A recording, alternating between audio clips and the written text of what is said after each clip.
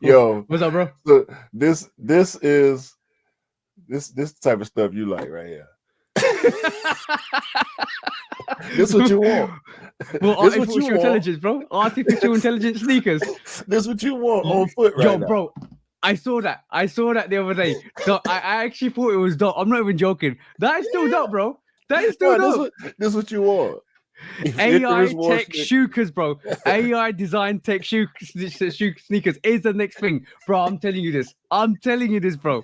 this what you want right here. This what you Yo, want. look. Iridescent pearl, bro. Iridescent pearl AI technology sneakers. Yo, bro. Come I'm on sick now. of it.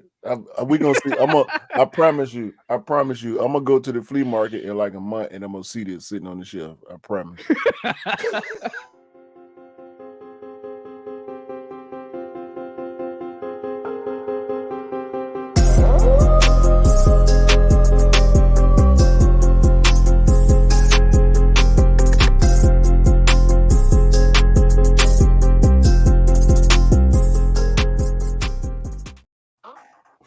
Hey. Time delay. Yo. What is up, guys? So now we are officially on episode 52. 52 episodes in. Celebration time. Yo, bro. Whole year. 52 episodes means one every week, which means 52 weeks, which means one whole year, bro. Yes, Damn. Sir. Celebration time, bro. Listen, I want to apologize to the audio audience that couldn't see what we was reacting to right at the beginning. But these AI designed sneakers, they pushing the limit, bro. They pushing the limit. Yo, bro. They look real flea markety. You know what's really funny? I ended up saying sneakers at the start, and it sounded like the chocolate. But I'm still got a cold, by the way, so I'm finding it hard to pronunciate some words because obviously of the congested feeling. But I ended up saying sneakers. And it's sneakers, and whenever I said sneakers, it reminded me of the chocolate bar. I was like sneakers. Yeah, these AI design shoes are definitely Snickers. They're not sneakers. They're Snickers. They feel that chocolatey caramel goodness and peanuts. Sneakers. For sure. Fudge, no, bro. I'm trying to tell you, boy. I don't know what these folks think they're doing, but they doing it. Whatever they think they're doing it. And I think it's dope. I think it's dope. We're gonna shed light on it. We're gonna shed light on it every time. We will shed light on it, but I'm going to tell you this thing: the AI tech will throw out 100 designs quicker than one man can put 100 designs together. If one of those designs hits, that's fine. They can produce these every couple of minutes, bam, bam, bam, bam, 100 ideas. Yeah, or however 5-10 minutes. A person can't do that, but a person probably put more thought process and detail and heart into the process. But AI tech, if 1-2 of those hits, bro, you're onto a winner. Bang, that's it. I don't want designers losing jobs behind this AI stuff, though, man. That's the thing about automation in general, as far as commerce is concerned. Like, I don't know how it is for y'all over there. Excuse me. But when we go to grocery stores now and supermarkets in general, Walmart, Target, not so much Target, but definitely Walmart, Kroger, is self-checkout. They got way more self-checkout kiosk open than they have actual people checking you out when you. Oh yeah. It's efficiencies. It's time rotation because it's easier for somebody, a single person. It takes up less space, more checkouts. Why don't the prices go down though? Because I'm having to do work that I usually wouldn't have had to do. So the prices should go down if y'all paying less people, but that's not the case. Yeah, true. Well, that's commercialism, bro. But I was gonna say, just in general, before we carry on, remember, guys, go like, follow, subscribe. Love Kick Customs, 808 Kicks ATL, Shudo Podcast on all the platforms. We're on audio platforms. Episode 6 is up right now.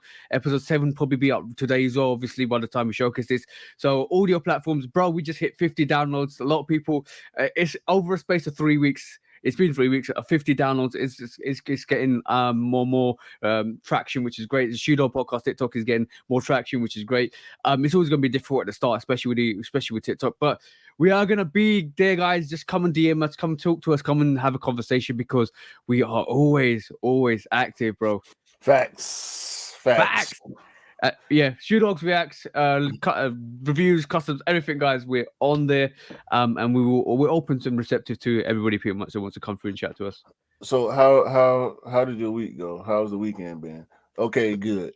So now, wait, what do you mean? I was opening up the channels to say it was good. I accidentally caught 4 sneakers, but it was good. Wait, accidentally caught 4 sneakers? Hold on. So while you accidentally copping, I did actually make my first sneaker related purchase of the year. Okay. I don't know if y'all can see. Hold on, let me do this right quick. Yeah, you can see right here where this cursor is under that Cool Gray box. I actually went ahead and bought me a few containers. I bought a 6-pack of containers for okay. We couldn't see your cursor, but we could see the Cool Gray box, and I saw the see-through boxes. Okay, yeah, my bad. I'm Anyway, that was my first sneaker related purchase. However, I'm mad right now, and yeah, I see you, YouTube. We on to what YouTube doing, and it's some real fork shirt what they doing. Okay, because now we can't express ourselves the way we want to express ourselves, but we're gonna find a way around it, YouTube. Okay. Oh, okay. We're gonna find a way around it. Oh, okay, bumblebees, I got you. Yeah, man. I mean, they with the bumblebees all of a sudden when it comes to content. You know what I'm saying? Like you can't say certain words. The only word that we would like to say that we can say is hell. Okay. So it's gonna be I'm gonna hell this whole podcast up. Okay. I feel you. So it's just more like sugar, crumbs, and peanut butter. Yeah. So okay, cool. Yeah. But, instead of saying Nutella, you say peanut butter. It's add plus and negative, plus and minus. All right, okay, cool. Got you. I got that situation, bro. I instantly thought I knew what you meant. But yeah, because when we get mad, we want to express ourselves in different ways with certain languages, and we can't do that. So now we finding all the words, YouTube. We know the words that we can't say, but we got replacement words, believe it. But yesterday, bro, it started with a shoe that I think you already got, the Aqua 5. Mm-hmm. Yeah. Size and Foot Patrol.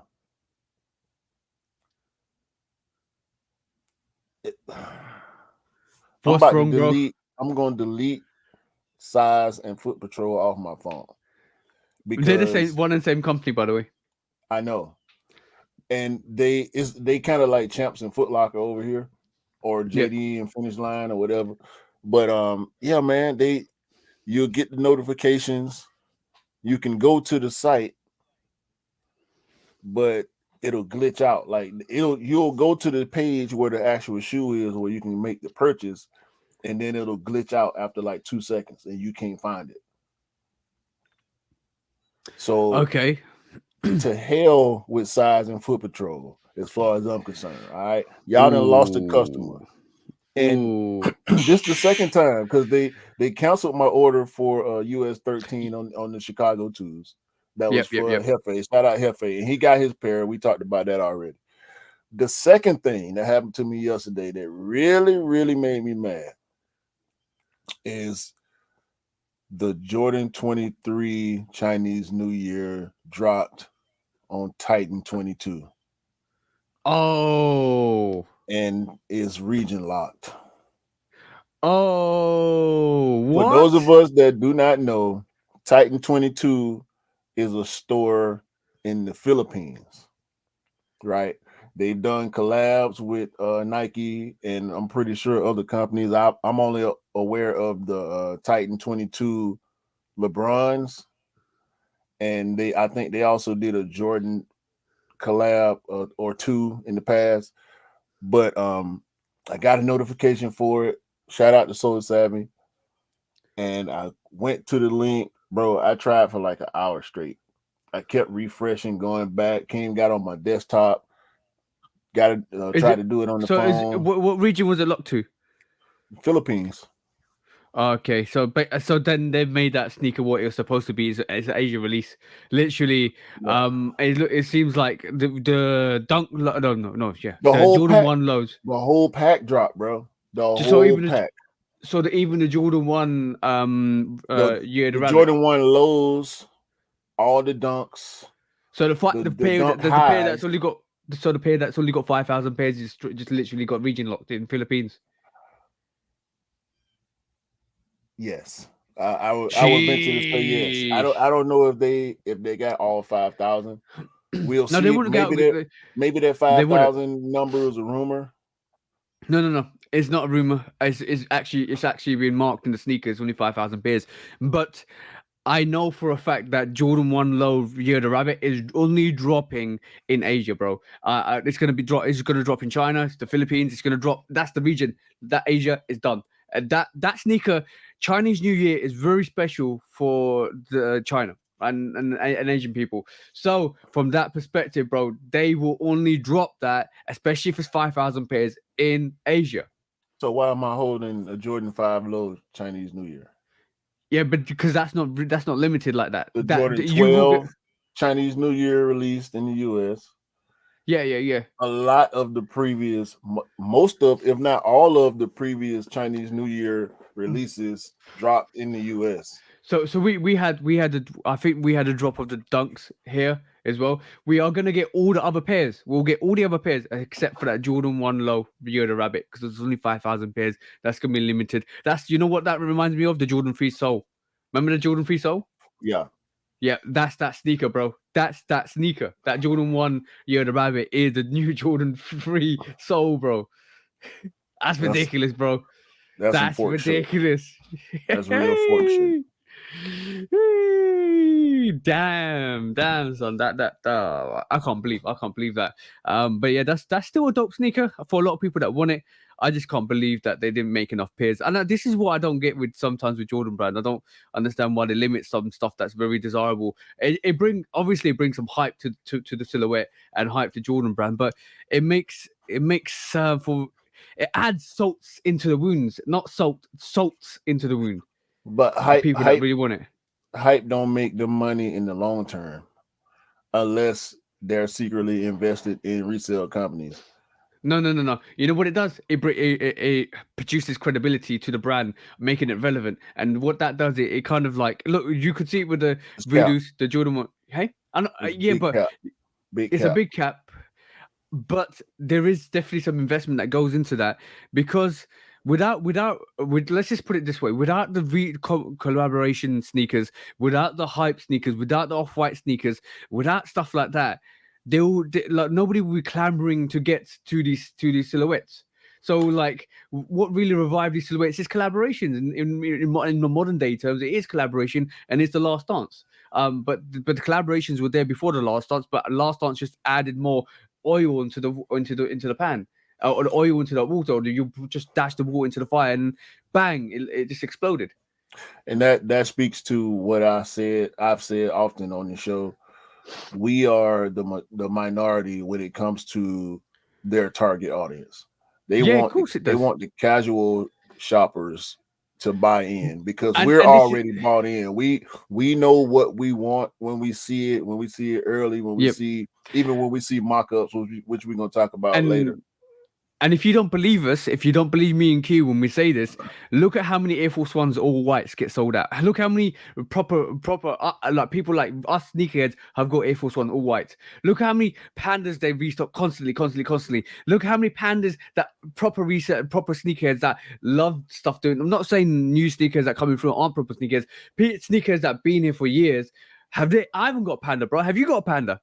Yeah, I just bought another Panda for my wife. But for your missus, but you haven't got a personal Panda, have you, though? That's whole. So exactly. So what it's marketed to is the general audience that are getting into this, general audience that don't care about if it's a Jordan 1 or a Jordan 4 or Jordan 3. They don't probably even know the silhouettes. They just go into the shop, they like the sneaker, they see it on TikTok, and they go, I want that sneaker because it's a Panda. Or I want that Air Force One, or I want that Vans. That's how it goes.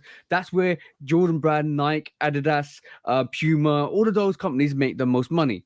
We talk about being if you really talk about us being sneakers, we are kind of elitist, bro. If you talk about in terms of our choices, because we kind of do snob down at certain sneakers. Let's be honest, we're snobbing down on Pandas and Air Force Ones at the moment. See what I'm saying? They're all white Air Force Ones and Pandas. Not necessarily Air Force Ones. Air Force more Pandas. Yeah. Air Force Ones, white Air Force Ones are a cultural thing in the U.S. They come from the street culture. I'll just say that. Exactly. But Pandas is a new millennium. Like it's yeah, it's a fad. It's a fad. Is it a fad? It's been going for 3 years now. Pandas dropped in 2020, and they still hot as ever. I'd say probably this year will be the extinction of that Panda, bro. I have a feeling. We're gonna see because they sold out when they dropped. Was it Wednesday? Yeah, 19th. I think it's the night, and we're gonna get that. I think we're getting on the 23rd. So tomorrow, Monday, off the time of recording. So yeah, bro. Just generally, it's crazy. It's gonna always be like that. I think hype, collab. Like my prime example is look at Adidas. Thursday, they dropped Thursday. My bad. It dropped Thursday. So look at Adidas. They basically Thursday was the 19th. I'm just recalculating that, mate. Yeah, me too.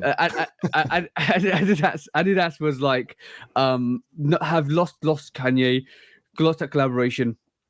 The Sean Weatherspoon Orchestra did quite well actually. It sold out, which is quite interesting. But they only released that and confirmed that. But it brings attention to the brand. This is something you're gonna realize throughout the discussion on this kind of podcast episode is without the hype, nobody. If you haven't got somebody talking about you, then what's the relevance? Why would people want to look at you? Yeah, I mean, I get that. Especially with the bigger brands, it's less of a thing for the brands that are already big, like Nike, Jordan, Adidas, even New Balance at this point. But getting into the quick strikes, Adidas. By the way, before we get into the quick strikes, I'm just want to quickly say, yes, one of them was an Aqua 5 that I got. One of them, two of the others are a collaboration sneaker. And so I had to get them, and I went back and got them. You didn't have to, and I wanted to get them. Okay. And the last one is one of my favorite silhouettes. So of last year. So you already know. Yeah. I know it's another trainer. You got the black and gray trainer, didn't you? No. Are you lying right now? I'm not lying, bro. I'm not lying with you. I haven't got that black and gray trainer. I haven't even got the T20 Tokyo A21. Sorry, I didn't even get that. I need that as well. Are you not pulling them out? You gonna save them for the reviews? Is that what's going on? I haven't got. They're en route. Let's just say they're en route. Okay. Cool. Because I thought you was gonna actually go out and get the Aqua 5 in store. No, I was going to. I got really busy yesterday morning, so I just basically ordered them. So they should be coming. But guys, dry season is January. I've been hearing a lot of people got itches they want to scratch on purchases. Bro, I had Scott and I had E phone me scratching themselves. Like, bro, I do want to get a sneaker.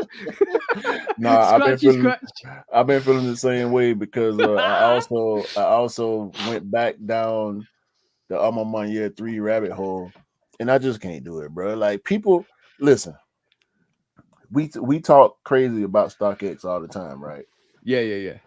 StockX got US 11, men's 11, which is a women's 12.5. They came in women's sizing. Yep. For $600. Sheesh. People are trying to sell used pairs for 650, 700, 800. No, Yeah. that's ridiculous. I That's saw a ridiculous, bro. brand new pair on eBay, US men's 11 for 1,300. That is bullshit, bro. That's crazy. 100% bullshit. Okay. Ain't no way in the world, bro. Come on, man. Anyway, and people using StockX to price their shoes on resale on the resale market is super toxic, bro. I had this conversation with Cam yesterday, and Cam actually said to me, which was totally out of character for him, but I got where he was coming from. Yep. He would rather pay 600 on StockX than pay 650 for a used pair on a more reputable site. Which was crazy, bro. For him, for Cam to say this, the king of eBay, the trade block killer, Gandalf, and you know what? the sneaker Cam doesn't like StockX either. He hates StockX with a vengeance.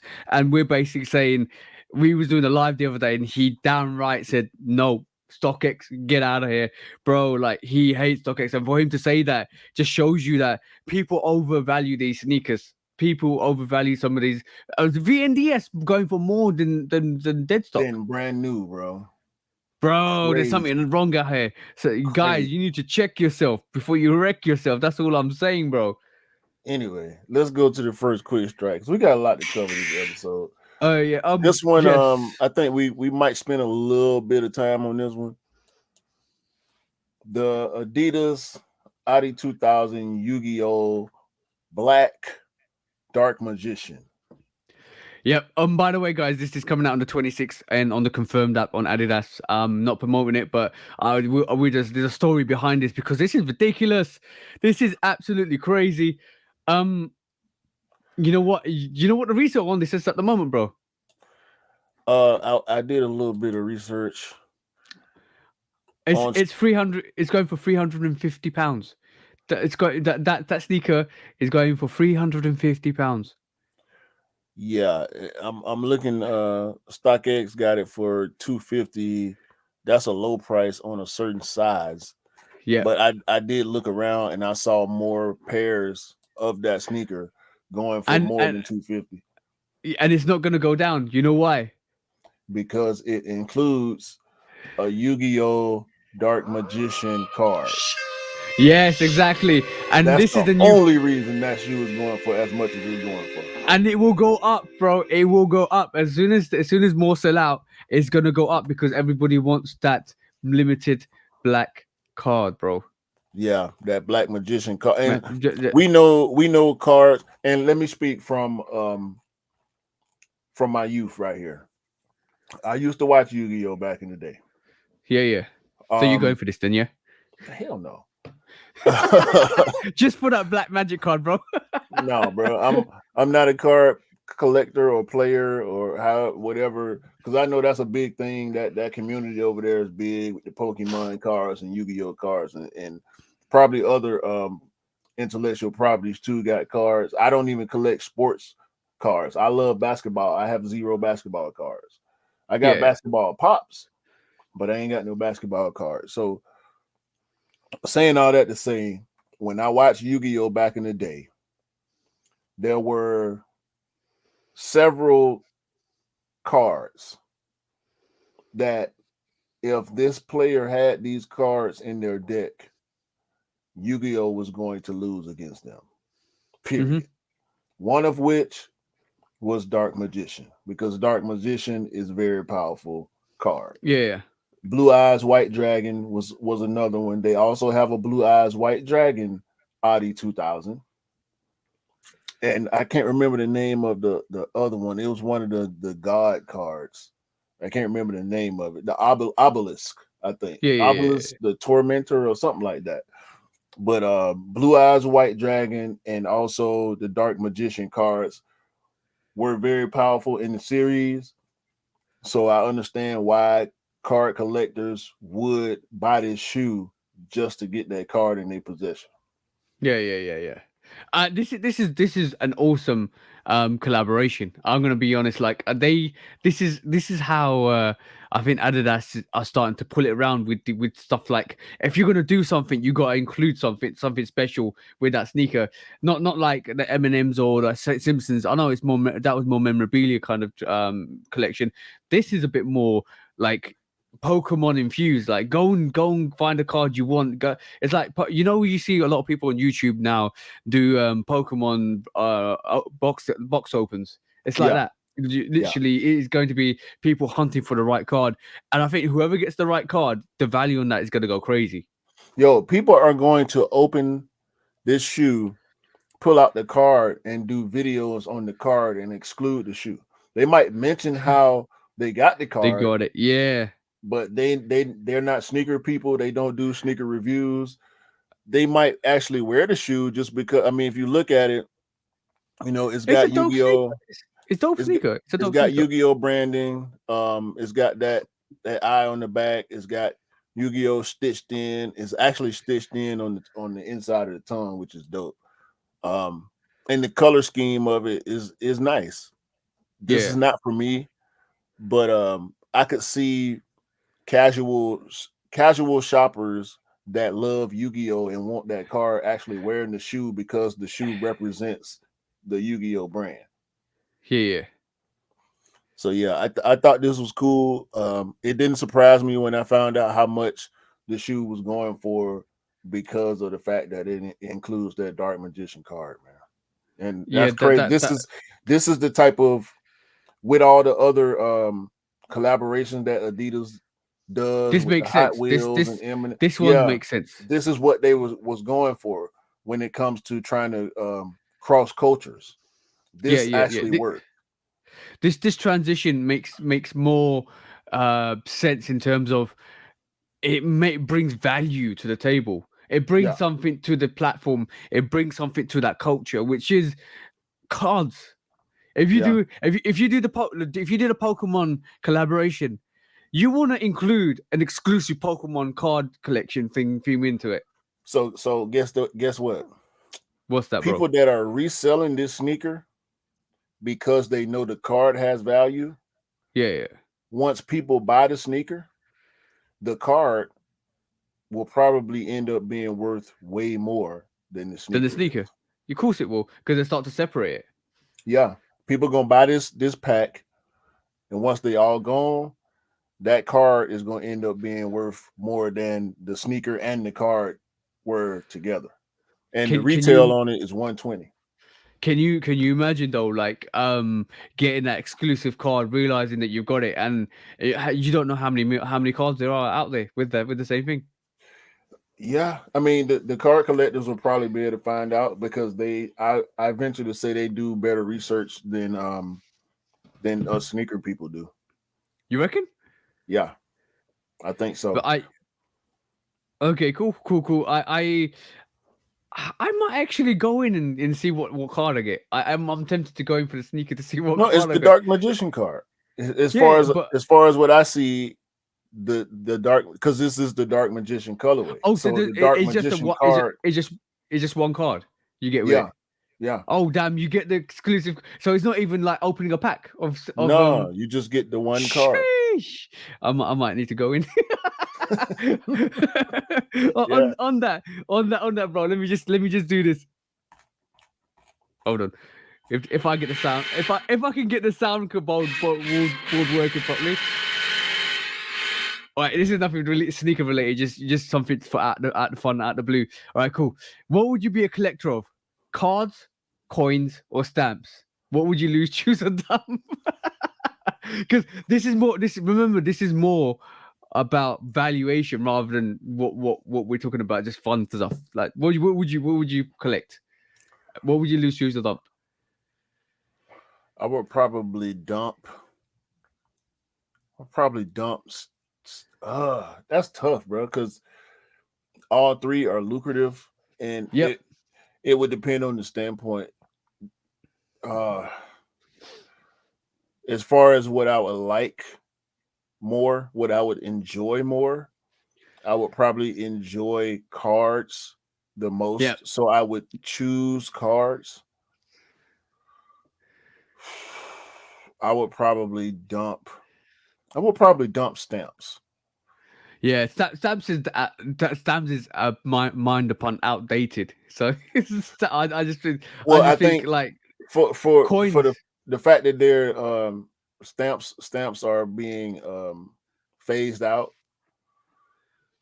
that will probably make them more rare, more valuable. Yeah, because there will be less in production. But stamps are, I feel, harder to maintain than coins. I'm gonna say so you're dumping stamps, you're choosing cards and you're losing coins, right? Yeah. I would say stamps. I would dump. I would not choose cards. I think I would like to choose coins. Because my mum gives me coins all the time, and I always kind of keep special coins in a way. But also, would it be fascinating that you can go somewhere with the metal detector and the scan areas and find a special coin? Imagine coming across like a Roman treasure. That's probably more difficult than coming across a LeBron James rookie card. Yeah, true, but it's more exciting, bro. dig. Depending on how much adventure you want to be in for, because trying to use a metal detector to find coins, bro, that's a lot of work. That's a lot of steps. It's gonna be some digging and all the research that go into it. So it's easier to find the value of cards versus coins and probably stamps too. But I would be afraid of damaging, not being able to maintain stamps as much as cards or as much as coins. But I love sports, so cards would probably be my thing. Yeah. I can't begrudge that. I just thought it's just a very sidebar subject because basically we all talk about sneakers, so No, it was quite interesting. Yeah. Okay, cool. Next up, I'm going to show you, bro, is something that we've been seeing rumors about. This is a look-see sample of the Cause 4, which is from 2017. You know what? Some look-see samples are starting to appear back recently. So what do you think? What do you think, bro? Would you go in for this Cause 4? It's like the black variation we already got. It doesn't seem as furry, but it's got the white cores at the back rather than the black cores at the back. It's just a look-see sample, and I don't think it has it got translucent outsole rather than a glow outsole. Yeah, I would be cool on these, man. I mean, as a sample, it does what it needs to do, and as far as entices the taste buds. as far as this one versus the one that actually released, the fact that it does have those small differences just makes it a little bit doper. But because it's a sample, we know that we talking about a nice purse right there. Yeah. Talking about I like it though. I like it though. I'm hearing more over the years. I'm hearing rumors, not rumors. I'm hearing the sneakerheads clamoring for another collaboration with the Cause brand, with the Jordan 4 or a Jordan brand. There's always been rumors. I think last year or the year before that, there was a rumor about a Jordan 1 Cause coming out or a Jordan 3 Cause coming out. And no, I think that there was a Jordan 1 low cause that did not have a swoosh on it. Those were specially made for Cause to wear himself. And, I thought that there was a pair that somebody posted, and he had to dispel the fact that's not the way his are made. Yeah. So that wasn't real. If it was real, it was something that somebody at Nike made that they weren't supposed to make. Yep. But he has hella Jordan 1 low cause swooshless that he wears personally. And they were not supposed to be given to anybody else or made for anybody else. So that was a pure rumor. There will be no, if there is a Cause Jordan 1 low, it won't be the swooshless one that he wears unless no. He and Nike decide to do that. Yeah, it was interesting because they haven't done the Cause collaboration since Jordan 4. And everybody just wants another collaboration with Cause. I think the Cause collaboration would be exciting. It'll be a breath of fresh air in the collaboration scene. There was the Cause Sakai Blazer, and that flopped because of the silhouette.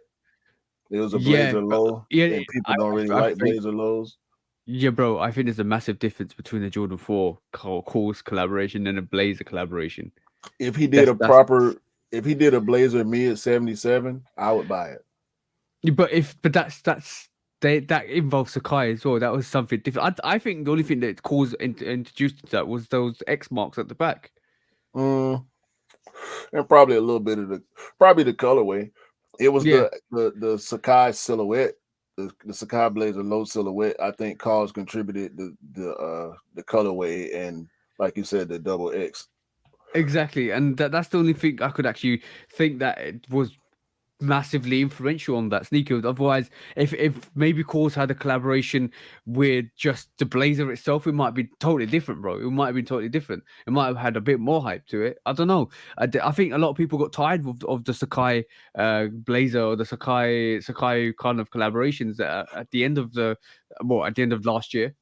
Yeah, I think they went too far with the Cortez, with the exposed zoom in the front, and it was really the zoom, that exposed zoom unit they did on the Sacai Cortez was the deal breaker for me. I didn't attempt to buy any of those colorways, but I think for people that actually appreciate KAWS's art, that buy his art, they probably bought those Sacai KAWS Blazers. Ooh, yeah, bro. Especially for people that are fans of the stuff that he does with Metacom, and you know, he does a lot of different stuff, bro, with clothing, you know, the Metacom bears and all the other stuff that he got his hands in. The artwork, bro, is dope, bro. Can I just quickly? I came across something. This is no disrespect to the silhouette, but can we kind of look at the elephant in the room? You reckon the Cortez is a collaboration killer? No, I think it's Union. big cap. No, Union. It's a big cap. They're trying to use, Nike is trying to use collaborations to bring the Cortez back to the forefront. I understand that, and I respect that, and I respect the sneaker and what it brings to the community it belongs to as well. And I've seen the Union to Cortez in hand, and I think it's dope. They flop, but they flop. I'm not saying the flop is a flop and the brick's the brick, and I'm not talking about that. I'm talking about how everybody that's collaborated on the Cortez recently, we don't take seriously anymore. Like Union, yeah, even Kendrick. Yeah, bro. The Kendrick Cortez weren't nice. I didn't want to mention that. I did not want to mention that because I love Kendrick Lamar. Yeah, I love Kendrick, but it was the Cortez. But see, Kendrick did it because he's from California, and yeah, I understand. The Cortez is a California shoe. Outside of Forrest Gump, because in my opinion, all Nike need to do is drop Forrest Gump Cortezes every 2 years or 3 years, and it's a hit. But I'm just saying, you just proven me right, bro. Kendrick, Union, Sacai. We can't. We don't. The Cortez is a beautiful model, very very historical sneaker, very like to LA to that region is an essential. But everybody that does a collaboration with it is Sacai, Union, and Kendrick. Bro. That's three recent revivals of the Cortez that have not done well at all. Was there a Dornbecker Cortez? Maybe, I don't know. I don't remember it, bro. I gotta research that right quick. Right. Moving on quickly to next strike. Quick strike while Q looks at this. So it looks like this holiday season we're getting the DMP 11s, bro. What's your thoughts on that? With it. Yeah, I'm with it too. I want it too. Even though I got my Concords, I want my DMP 11s, bro, to complete that DMP pack with a DMP 6. Yo, defining moments pack. Would you like it with the gold accents on the actual eyelets, or do you want it like what we see on the screen, like a Concord? I want it just a gold a gold accented Concord. I do not want that Jordan on the side like the sample pairs, bro. They can keep that.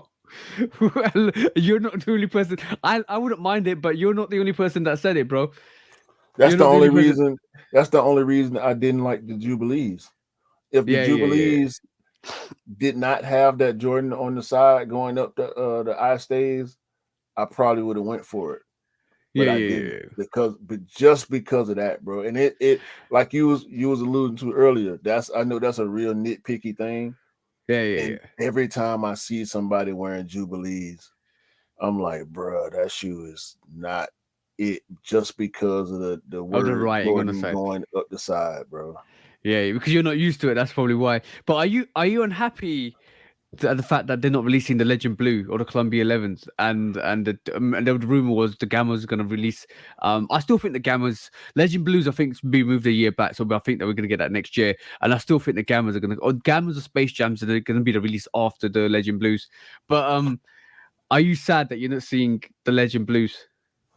Not really, because it was, bro. It's January. Yeah.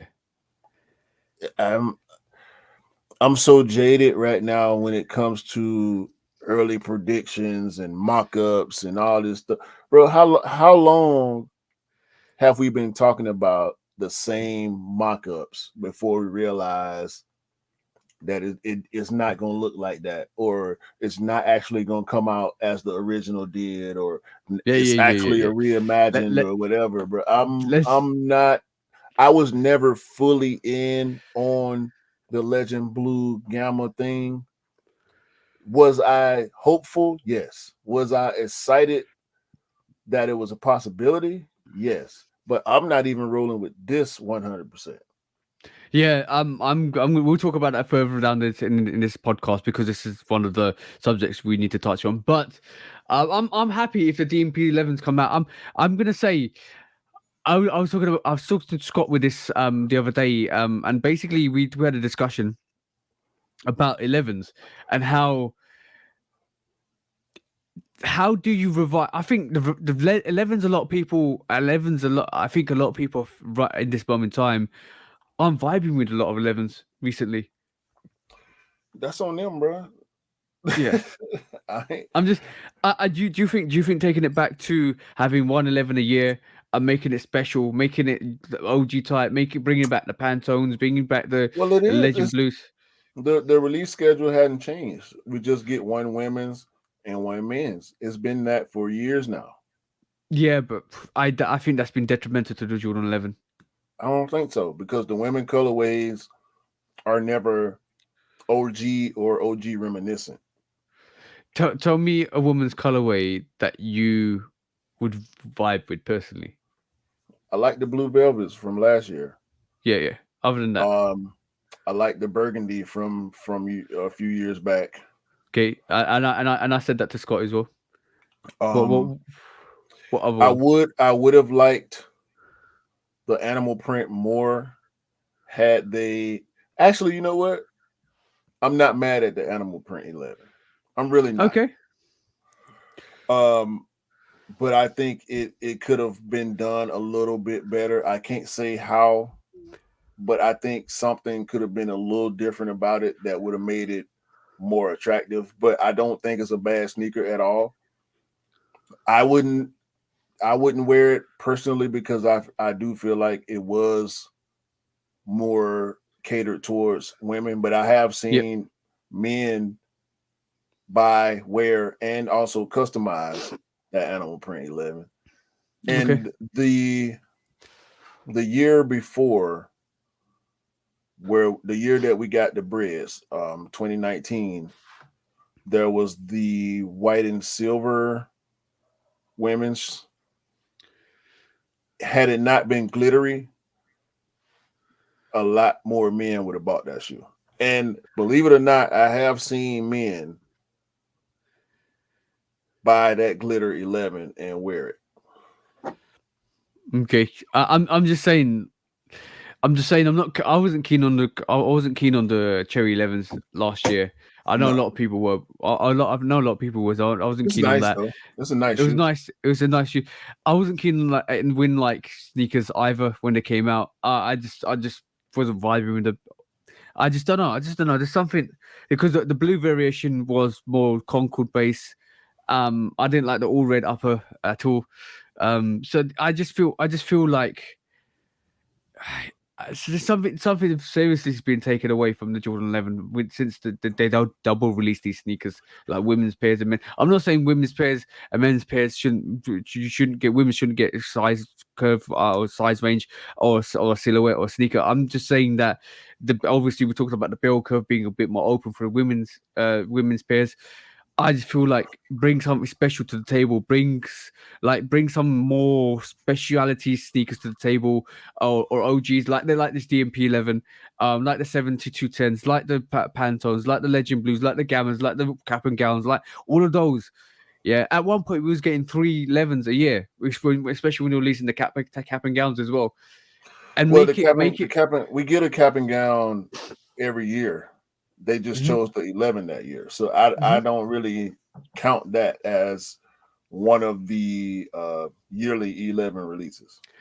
I liked it. I liked it when one release happened, but you got loads of pairs and everybody was able to pick up pairs. But you got one release and everybody was excited to pick up a Jordan 11. The last 2 years have been not the same. Yeah. Except for the cool gray. Well, yeah, the cool gray, the bread, of course, the Concord, of course, but those are OG colorways, and we know there will always be more excitement for OG colorways. I don't think had the DMP 11 been less like the Concord, people would probably feel the same way they do about the cherries and the gammas, and because a lot of people weren't cool on the fact that gammas were supposedly coming back. Yep. But because of the tie-in with the Columbia or the Legend Blue. But see where I'm getting at, bro. See what I'm trying. I have this feeling that I'm not happy with the way 11s are going because of the current climate, and I'm just saying. Like to me, the last 11 I look forward to was the cool gray, which is a couple of years back. Last year, the pattern breads took over the holiday season the year before. Last year just this gone, which is the lost and founds. This year, I don't know if there's more hype because they're bringing the DMP back, but it's a hit. Like Jordan 11s for me now, every year is a hit and miss. If it's a colorway that I like, some colorway like what I want, like everybody was hyped for the cool grays because the cool grays didn't come out for a long time, and then when they dropped, people were excited about them and they picked them up with the pattern bread ones, right? Last year there was hardly any hype on the 2 pairs that came out, like the 11s that came out. Cherry's got a little bit of hype, which is good. They sat in this country. Blue Velvet sat in this country, but like. We were all concentrating our paying attention to the lost and founds. I just think bring them back, raining in the 11s a bit more, making them special for holiday seasons will bring back some of that hype with the 11s. But so you just want a different OG every year? No, the Pantones ain't OG. The 7210s is not an OG. The Cap and Gowns is not OG. The Gammas is not OG. Like we're talking about sneakers that. Have notoriety. The cool grays another one have notoriety within that. I don't know. I don't know what I want. I just want the 11s to be special again. You're gonna have to check yourself right here. Yeah. Because we always talk about how we don't want the same things over and over, but you want the same 11s over and over. Yeah, I don't know. There's something about 11s. That if it doesn't resonate, they don't resonate with me. And I'm unfortunately I'm picky with 11s only because I'm not picky like that with 13s or 12s or any other silhouette. Right. Just so you 11s. Gotta be fair because there's only one. I know. 11. There's only one 11 high release every year. Every year. I feel like that. And maybe it's just me being selfish just for the 11. And I should be more inclusive because some of these I'm going to be honest, some of these silhouettes, the Cherry 11s hits, the 82, the Winlight 82, Winlight 96, all of those ones resonate with sneakers a lot. I'm not even joking, a lot. I don't like the 82s. Yeah, I'm just saying a lot of sneakerheads, the newer sneakerheads, the sneakers that love them, like shout out to Steph Kicks, he loves the Cherry 11s. I just can't vibe with it. Right. So, but the thing is, that's me being unfair then to say I just want this because I want it. But that's not fair. I know I'm being selfish here, and I'm checking myself because I'm not about this. I'm not about being just what I want. I should be for what everybody else wants. But I just think for me personally, it's just taken a lot away from the hype behind the 11s, for my excitement for 11s. Self-preservation is the number one rule of human nature. We are always going to have an urge to look out for ourselves before we look out for anybody else, especially those of us that don't have children, and some of us that do have children, unfortunately. Yeah. But I can understand where you're coming from. What it does for me when I don't want a Cherry 11 or I don't want a Jubilee, it just frees up $245. I see where you took that, bro. I literally see where you took that. I might want, you know what I'm saying? And the thing for me was, round of applause for you, bro, for that. You actually changed my game for that. Well, see, towards the end of last year, once the Cardinals came, I said to myself and to everybody else, I'm going OG the year out. And I was able to do so because I didn't like the 11s. I went Carmine. I went Cardinal 7, Lost and Found, Chicago 2. And I was done. But I didn't have to work. And it's ironic because I end up with more Cherry 7s last year than I ended up with Cool Grays the year before. And I actually wanted the Cool Grays for myself. I ended up with 6 Cool Grays, 4 by myself and 2 from my wife. Last year, I had 8 Cherry 11s by myself. Sheesh, bro, that's crazy. And that goes to show how much how much less the demand it was for the Cherry 11s. Even though it was demand for the Cherry 11s, it just goes to show it was tough. How much of a lesser. Yeah, it was tough. But I think I just don't know. I just don't know, bro. But sometimes they have to do stuff like this, bro, because I think this is dope. The alternate Gamma 11 that we saw this week. Scott says this looks more like a Grape 11. I think this is semi-dope. If they release this, I think this will be a banger. I wouldn't buy it. Really? Nah. I'd buy it. The only reason I would buy it is because it's close to Cap and Gown, but I don't like the purple. It's easy to turn the purple black, bro. Yeah, I would probably just black it out. I probably would just black it all the way out and wear it as a Cap and Gown. You're right. Yeah, I would definitely buy it.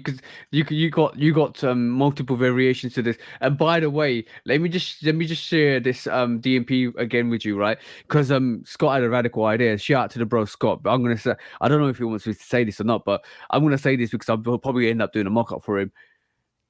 What if we had an invert Concord?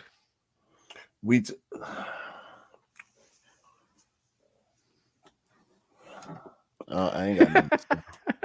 Why, bro? Yeah, nothing to say. Would you not like it if it was inverse Concord? I don't know. I need to do a mock-up. I've done one already. Have you? How's it look? I don't know. Would you like to share, bro? Nah, I mean, I got mixed feelings about it, so that's why cool. I don't know. Okay, damn. So hopefully it's not that bad, bro. Hopefully it's not that bad. No, it's not that bad, but it ain't that good either. Okay, cool. I need to work it out. Do you want to move on to the next quick strike quickly, bro? Yeah. And we can. Shall we talk about this first? Size Day 2023 is over. It happened over, when was it? Friday? Like was it 19th or 19th? Sorry, Thursday. It was not great. And I know you don't like Size at this moment in time because obviously they've just messed you around and you've deleted the app. But Size Day happened in the UK, and we had a couple of releases that we had £1 charity draws, a £1 30-second store dashes. Nobody I know won. I don't know if it was a gimmick. A lot of people on TikTok that I posted of TikTok too said that it was just cap. There's no sneakers. They were just taking your money. I don't know what's wrong with this. I don't know if they did win. £1 charity raffles meant you're losing £1 to charity without the knowledge that anybody would ever get sneakers. A lot of conceptions on that at this moment in time are it was a big cap. And most of the sneakers were Adidas Originals, some kind of dunks, all size collaborations, all size kind of Adidas Original collaborations. So yes, yeah, bro, yeah, it wasn't good. Size is just trash, bro. They just trash. If you want to know more information, go and check out my TikTok, Love Kit Customs, and I posted it there. I'll show you what was actually released on the TikTok. But yeah, it wasn't great. They're a foot site, bro. They're not a brand. No. Like, and I say that they are a brand, but you get what I'm saying. They're not Nike. They're not Adidas. They're not shoe brand. They're shoe seller rather than shoe brand. They're a retailer. Yep. We don't. I don't know. There's a lot of people are not feeling Size and Foot Patrol at the moment because they are of their raffles. I know Foot Patrol did a couple of raffles with Travis Scott Lost and Founds, secret drops, secret links, secret everything. I just don't know. Like, I don't know if they don't even showcase winners. They should maybe showcase some winners. Nobody winning. I don't know. Maybe they'll showcase this trolley dash, 30-second trolley dash. I don't know. Maybe you have to show up at the back door. I don't know. Sheesh. What's your quick strike, bro? Give us your quick strike. Very, very quickly. Rumor has it the SB Jordan 4 Pine Green is releasing on the 20th. For those of y'all that's watching on YouTube, yes, this is a mock-up. I've seen about 3 or 4 different versions of mock-ups, all of which have the gray panel in the front. I saw the one mock-up that's got a red air unit, which I really don't believe. I've seen the red Jumpman, which I can believe, but the red air bubble, no, I'm not going for that. What you gonna say, bro? Let's be honest, bro. Let's be honest as we always are. Let's be honest. Let's be honest. Let's be honest, right? Let's be honest. This section here, let's be honest, is a little bit where we talk about what everybody is actually looking forward to. What everybody's actually looking forward to is maybe these pine green 4s, right? Maybe they're looking forward to some black cat 4s. But they're definitely looking forward to those bread 4s. Those bread 4s, SB bread 4s, is what everybody is hoping and praying SB do. Well, that's cool. I wore my bread 4s last night, actually. So, bro, I'm not going in for the bread 4s. If I go in for the bread 4s, it'll be for somebody else. I already got two OG bread. Yeah, probably. Yeah, I'll go for you. But yo, bro, if you want my entry, there you go. I'll validate it with you. I'll go for my size and go for you. So basically, if I've got my 2 bread 4s already, doubled up on OGs when they last release, I will wear both of them. I have worn both of them. One I've worn around the house, one outside. That's fine. But I don't need another bread 4. But everybody I know wants that bread 4 SB because they're hoping and praying that comes out. That's what I'm saying. At this point, we don't know if it's going to come out. We don't even know if the Black Cats were supposedly wear test samples that were given. Yeah, they're wear test samples. So Jordan Brand and Nike came out and said most of the test samples are black anyway, and it's not gonna. It's just basically a test phase where they kind of test the products they've got, test the sample, test the size, test the fit, all of that stuff. So it's not likely to come out. But everybody's hyped on it because they saw and we know how much the price of Black Cat 4s are because they're absolutely ridiculous and they don't deserve to be that price, bro, because it's ridiculous. But this is why they're hoping it. That's dumb money. But yeah, basically, if you really think about it, that test sample a lot of people vibe with, a lot of people want it because it's got that Black Cat 4 vibe. But when people heard about the Bread 4s, you know what? There's something about OG colorways and some like collaboration with OG colorways that I feel is special. It's special, bro. Like when everybody's looking forward to not only the Off-White Bread 4, not only the SB 4, a lot of people are looking forward to a lot more collaborations with those 4s. Imagine, bro. Imagine if somebody like Cause come back up. Everybody's looking forward to this Union collaboration we're gonna see. Everybody's hoping it's gonna be the Shadow collaboration, like a Shadow vibe, bro. And when it's OG and a collaboration, it's going to be home run after home run after home run because everybody loves an OG deep down in the bottom of their heart. They love the OG.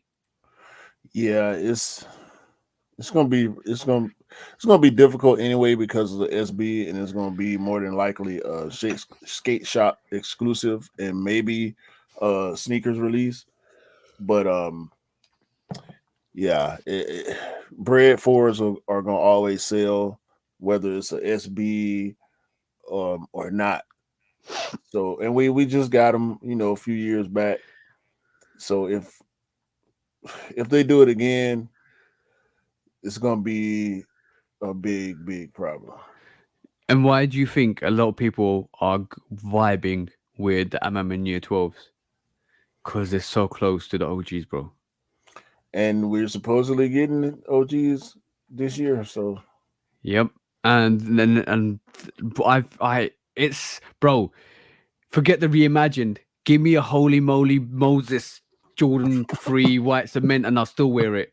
I still buy it. That's how much that OG head you have to be to like, yo, I don't care if it's got a big hole on the side of it. I don't care if it's got my toe showing. If it's a white cement 4, I'm wearing it. Would you wear this? Would you wear this? This. Hold on. No, this bro. is the Botter. The Botter. What the hell is Reebok, at the Paris Fashion Week. I think it was Paris Fashion Week. This is the Botter Reebok collab. Yo, it looked like some of that Mad Max. I'm waiting for some blades to come out of the toe box. No, the blades are already out. These are weapons right here. No, bro, no Converse. They look like retracted blades. I'm looking for the extended blades. Bruh, this is. And I'm waiting for that gothic music to come. This is 100% Fork shirt, bro. I'm trying to tell you. Sheesh, bro. Listen, man. Botter is a company out of Paris, originally from the Netherlands. Shout out Mars. Hopefully Mars ain't had nothing to do with this. Botter is a company out of the Netherlands. They now reside in Paris, and for whatever reason, they get so much attention for the absurd pieces that they create. Yo, this is the latest absurdity from Botter that was shown on the runway this past week. Yo, can I say one thing? Can I say something quickly? It looks like if a phone runner had babies with a chainsaw. Yeah. Yeah. And it had gills. Yes. and you do basically we're eating sushi while you actually, watching it. Mm-hmm. Sheesh, bro. What the hell is that? Bro, this Botter Adidas. You know what? It looks like a hovercraft as well. Yeah. This the whole vibe they going for, bro. The whole vibe. Okay. honestly, bro. Remember when the foam runners first released, right? When the foam runners first released, we don't do that. No. Listen. No, when the foam runners first, there was a variation of foam runners that looked like a hovercraft. Yeah, there was a Yeezy that looked like yeah. No. Are we talking about the knit runner? Is that what we're one talking of the about? runners? One of the runners one of the Yeezy runners. One of the Yeezy runners looked like a hovercraft. No, sorry, guys. The Yeezy 350, when I first saw it, looked like a hovercraft. With the unit, the midsole to the sole looked so bubbly. It actually, to me, looked like a hovercraft. Yeah, that's what this looks like. Bro, it looks like a hovercraft. Yo, that's terrible, bro. Take that off the screen, man. No. You got to look at these. You got to look at them. You got to see these. What you say? Look at them. Taste them. For the audio audience, if y'all haven't seen this by the time y'all catch up with this episode, just go to Instagram or go to Google and search Botter Paris, Botter Paris. Yo, I got the next hook for your song, bro. Look at them, touch them, taste them, feel them, wear them. There you go, bro. That's a new hook. Hold on. This man got a Hot Wheel necklace. Yo, bro.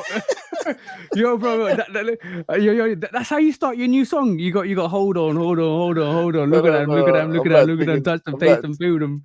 I'm not taking no ideas from Botter, bro. I'm not, bro. Come on, bro. You ain't even got to swim when you put these on and jump in the ocean. You ain't even got to swim. You're gonna float automatically. Yo, I'm gonna tell you one thing. What they need to really do with that sneaker is actually paint it all black, give it to a ninja, and then that's it, ninja style, bro. No, they got the black. Did you not see the black ones? I didn't see the black ones, bro. Right here. Now I see the. Right here. The ninja Botter. I literally thought he was wearing dress shoes, bro. Yeah, they got black for you, bro. They got it for you. Now, in doing research for this story, because I had to figure it out, bro.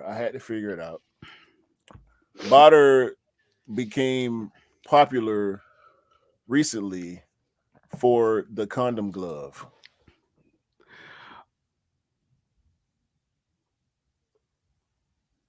Say something. Don't say something. Say something to me about this. Now you got to say something. You can't just say something, bro. Yo, bro, that looks like a scan from the internal side of a pregnant woman, bro. What the? Oh my god, bro, it's terrible. What the hell is that? It's the condom glove. That's what they call it. Has it actually got water in it? It looked like it, don't it? First time. Yo, bro, that's full of Vaseline. Look. They actually designed it. It, bro. That looks like it's full of Vaseline, bro. Is that moisturizer in there, bro? Hold on. Look.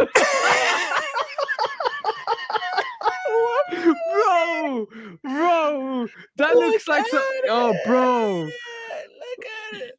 The fashion's got us moving. Yo, fashion's got us moving like aliens, bro. Fashion's got us moving like aliens.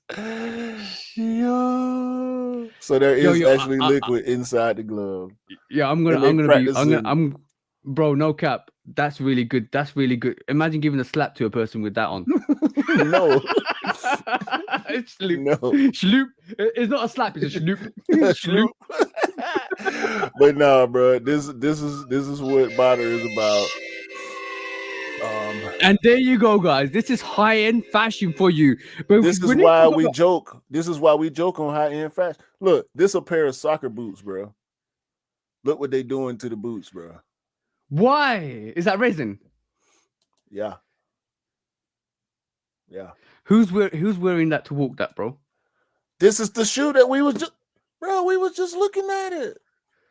Don't forget, now we got receipts. All right, cool. This is swiftly. This is that. Swiftly moving on from this garbage we're actually seeing on screen. This absolute trash, that the atrocities that we had called high end fashion, the absolute ridiculousness that's called high end fashion, that the one that we should kind of be canceling in the first place.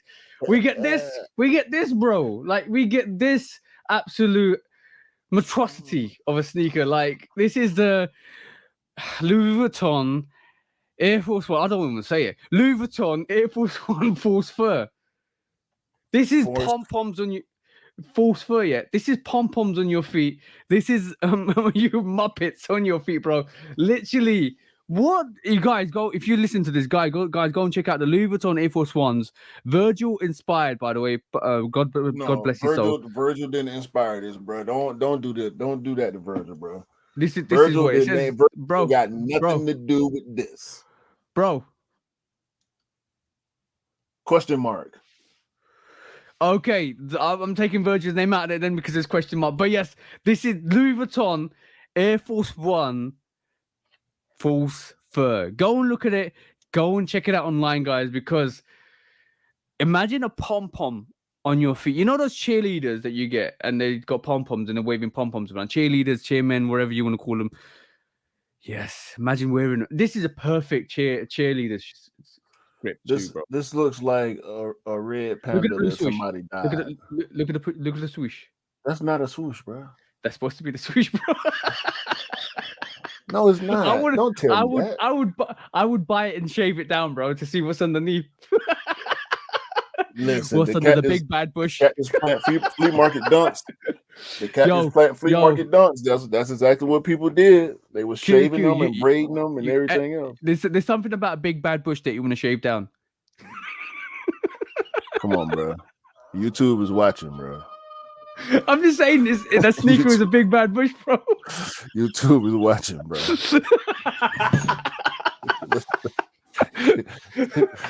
You're gonna get us stricken.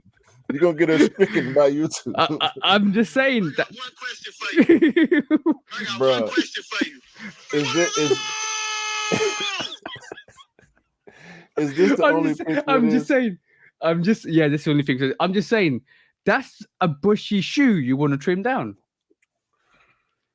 Oh my god, dog. You know what? I'm gonna say this, and in no way am I justifying this, but I would sooner wear this than I would that barter garbage. Is that a bet, bro? You know what my missus said to me the other day? You should get them and trim them down. I said, I'm not going to get them. They're Louis Vuitton. They got me about 500 to 700 pounds. She goes, oh, yeah. No, they're not. They're going to be way more than that, bro. They probably going to be like 23, that's a conservative estimate. That's a conservative estimate, bro. That ain't conservative, bro. Conservative is saying 1,500. These okay, cool. Okay, think about it. The actual Virgil Louis Vuitton leases were 2,300. No, but I know, but this is not a if it is part of that collaboration, then I'll say yeah. But this reminds me more of a Mason Margiela sneaker. I was about to say sneaker again. Sneaker. So sneaker. Yeah. So yeah, sneaker. No, something chocolate. No, but this reminds me of more of a Mason Margiela, which was like Reebok collaboration, which was more like 700 to £1,000. I think this might be if it. He's gonna be over $2,000 if they release. Yeah, I ain't got no problem saying that. Keep that away from me. Keep that away from me, bro. But moving on swiftly, I want to just say a round of applause to everybody that was involved in this bagel release, because, bro, sneakerheads have got dedication. And shout out to everybody that went there. And this was in Canada.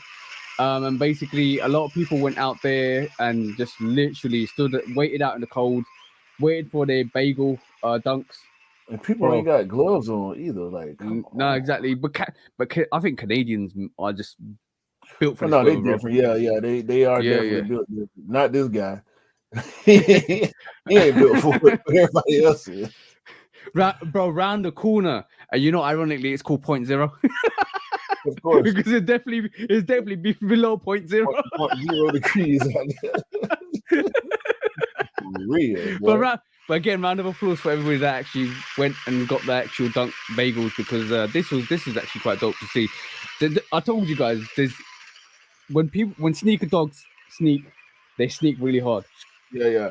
But ironically, I don't think that dunk was as difficult to get in the US.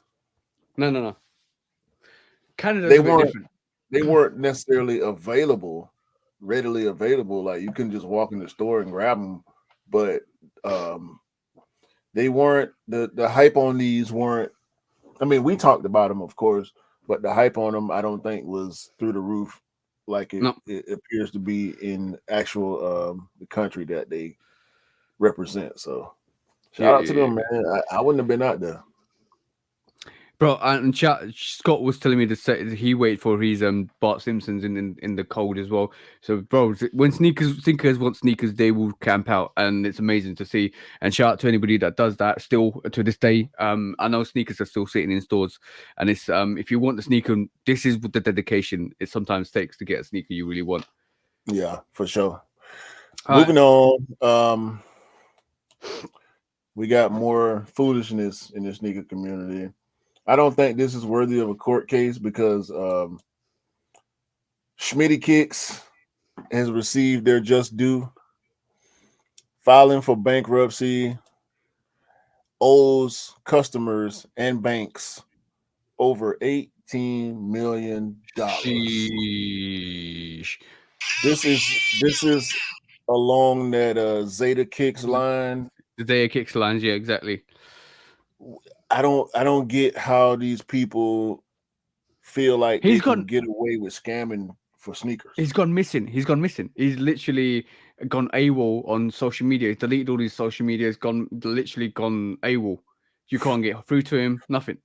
Yeah, and see, he followed the Zeta Kicks format and he paid for it. This is the actual Schmitty Kicks website because I wanted to see it for myself. As you can see, latest releases here. The last sneakers that he actually had up for sale were Royal Toes and Jordan 5 Off-Whites.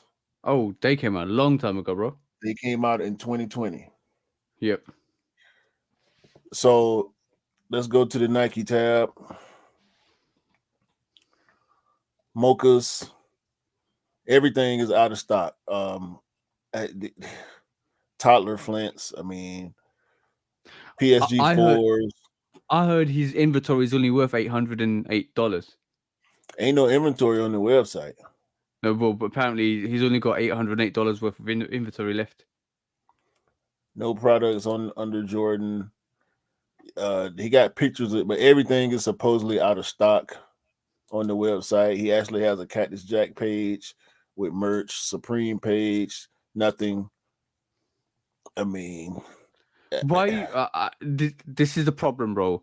I advise everybody that don't buy for pre-order. Don't put your money in pre-orders. It's especially the pre-order people that you don't trust. You can get these sneakers more readily available on release day and on the resale market if you want it. Pre-orders, you don't know where they come from. First of all, you don't know how they've obtained. You don't know. You don't know unless you trust the pre-orderer. He's reputable and he's been doing this business quite regularly. He's got pairs in his hands. They showcase, and you could distribute to the community. You don't know where you're getting your sneakers from, guys. No, pre-orders is the same thing as resale. You don't know. You could come from the UA companies. It could come from the rep companies. It could come from the stores. You don't know. Pre-sale and resale are one and the same. Yeah, just because they haven't released, don't mean they're not legit or not. You don't really know. And as a matter of fact, you can't even validate it because you haven't seen a legit pair. Exactly. You have no way of telling unless you spent a lot of time checking, making sure that you can authenticate the sneakers that you purchase. And not too many people are very proficient at that. There are tools that you need to have, such as Blacklight. There are specs that you need to be aware of. And for the most part, I mean, general sneaker knowledge can and will help you when it comes to authenticating, but when it comes to pre-sale, ain't no way to tell, because unless you know somebody that actually has an authentic the pair sneaker, from a retailer from the back door, you ain't got no way of legit checking that shoe. Exactly, bro. Exactly that. And the only problem is, like, you can say, oh, Jordan 4 brand model's coming out and this is what it looks like normally, and this is it. But the stitch, you might be a little bit of a misplaced stitching on the retro, on the release. You might have a label, you might have a Travis Scott logo or a Union logo or anything like that. That might be different. You don't know. You don't know, and you're trusting your faith in a person that's reselling you a sneaker, and you don't know how to validate that sneaker. You have no way of knowing. Quickly, yo, bro, that's crazy. That's absolutely crazy. Like, just be careful, guys. He out of here though. So yeah, he's disappeared. This is why, guys, don't pay pre-orders. Do not pay on pre-orders if you're not sure of the market or who you're buying from. I'm gonna just quickly touch on this, bro. This is magical because I hope this is more available to a lot of people. The Nike Kobe 4 Proto is releasing in May time 2023. We're gonna see. I've seen a black variation of the Kobe Proto that's gonna release. Hopefully they will come out to all the Kobe fans that want them and wear them and actually want to play basketball in them as well. And then hopefully as well, I hope we see the Kobe Proto 6 Reverse Grinch as well. This looks like it's coming out in holiday season this year as well. So I just feel I hopefully pray that most of these pairs end up in the right hands of the people that want to rock them and play in them as well. Yeah, I mean, as far as people that want to play in them, like Kobe's, we know, especially Kobe 4, 5, and 6. And I think also Kobe 7s are like touted as the greatest hoop shoes ever, as far as Nike is concerned. So, and I've always wanted to get certain colorways of Kobe's, but once he died, they became a lot harder to get. RIP Kobe, I really want GG, and all the other victims of that tragic accident. Yeah, but I'm looking forward to seeing more Kobe's releasing, and they will probably continue to be very difficult to get. I'm just glad that they solved that situation with his wife, so that that could happen. And I'm just happy that they were able to do that. I just don't like it when people profiteer off certain situations, and on death is one of them. I just hope they go to the right people, and I hope the people that want that sneaker the most get them. And I hope that, like, the Grinch when it came out was ridiculous, bro, and I feel really kind of annoyed by that. And the Mamacita as well. Yeah, I actually had a chance to get my hands on a pair of Grinches, but I wasn't willing to pay the price. But they definitely dope. I think I did a review on them. I can't remember if I did a review on them or not, but I know I had them in hand. I actually had them here in the studio. But shout out to Kobe, man. Shout out to his whole family, the Mamba Academy, everything that got to do with Kobe Bryant, man. Yeah, 100%. Respect, peace, love, and shout out to his wife Vanessa for keeping everything going. But I do want to also give a quick shout out to Beyonce, because she is dropping the Ivy Park collab with the top 10. I'm glad you mentioned this one. Was it the top 10 2000? Yeah. Yeah. So that's a dope colorway. That's dope. Yeah, shout out to her as well, because I don't think she would have chose that silhouette had it not been something that Kobe wore. Yeah, Kobe wore the originals in his rookie year, didn't he? Yeah, that's before the Crazy 8. Yeah, I saw that releasing the other day, and I mentioned it on my TikTok, and that's a dope. I love that, like, sandy vibe, brown vibes to it. Very dope, with an orange base. So dope, such a dope sneaker, and that's a fabulous colorway for. I reckon I definitely think it's geared towards the female sneakerheads, more. But it's such a dope colorway, and I gotta respect that. I gotta really respect that, and it goes with her original, last collaboration merchant branding as well. Yeah, Ivy Park. A little bit, yeah, Ivy Park, which was that more of that orange and red vibe to it. Yeah, or she like always more bros. we talked about that on one of the recent shows. Like her collabs, they don't make much noise. Like it's not much hype on them, but they ain't going on sale either. Yo, bro, they're silent but deadly. Yeah, they move accordingly because her fan base we know is unstoppable. They should just they should just name that colorway, that sandy brown colorway, the Beyonce colorway, because that's used that quite a bit. I'm gonna be honest. That colorway, I every time I looked at that sneaker, I understood it, and I knew when I saw that sneaker without actually having a name, I thought it was Beyonce's collaboration straight away, bro. Yeah, that was dope. That colorway is dope. She doing her thing with her brand collab with Adidas. So you know what this reminds me of? The Rihanna Creepers. Remember the burgundy Rihanna Creepers, the Pumas. Yeah, the really burgundy kind of before the bow tie. Before the bow tie, they had the big midsole creepers, all burgundy. Only reason why I remember that was because I got one for my girlfriend's sister because she wanted it really badly, and they were that's the first time I remember a Puma selling out like that, bro. Like you couldn't get that at all. And I literally went to one shop, asked them, and then to another shop, asked them, and then when I went to the final shop, I saw them. That's the last pair in a size they had, and if I was 10 seconds late, they wouldn't be in there because somebody else was eyeing them up, and I just ran to the front desk and asked for the size. And then when they brought it out, I'm callous like that, bro. When they brought it out and showed me, they were asking for that size, and they said, "Oh, sorry, this gentleman's got it," because they had the sneaker in their hand, bro. I saw it, and I ran to the front to get my size. Sheesh! Sometimes you got a maneuver like that, bro. But she got a sneaker. She wore it. She loved it. She ruined it. Like she not normal young girls do. So it is what it is, bro. It is what it is. She had it. You know what? At least she had it. Yeah, she had it. But you need to clean it for her. No. The funny thing was, this is gonna cringe every sneakerhead that's listening to this. She put the toe of one of her foot to the heel of the other foot, pushed her foot out the sneaker to get the sneaker out off her feet. So, back, bang. Yeah, I know that. I know that movement. And she ripped the materials off the back. She constantly did it, and then it ruined it. It ruined the sneaker, and then she was crying. And as I said to her, very desirable sneakers like that, you don't do that. But the thing is, I can't blame her because she was really young. She was like in her 15s, 16s. There are way better techniques to take your shoes off without using your hands than that. Yeah.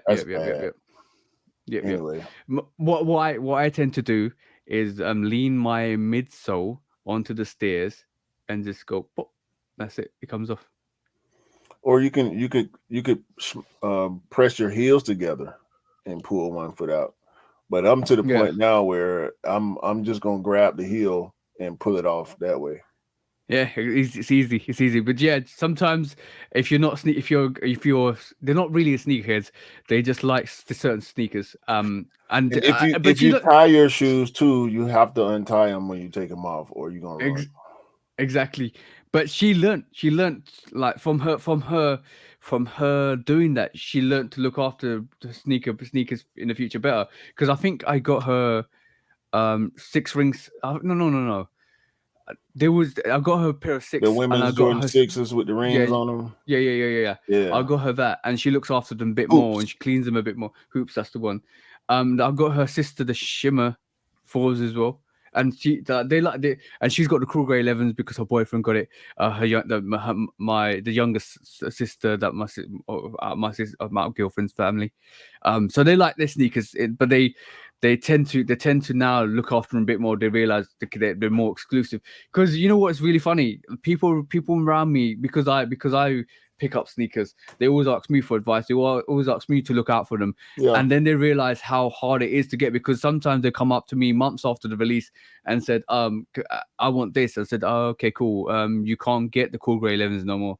or you can't get the pattern bay ones no more, or you can't get this, or you can't get the shimmers, or you can't get this.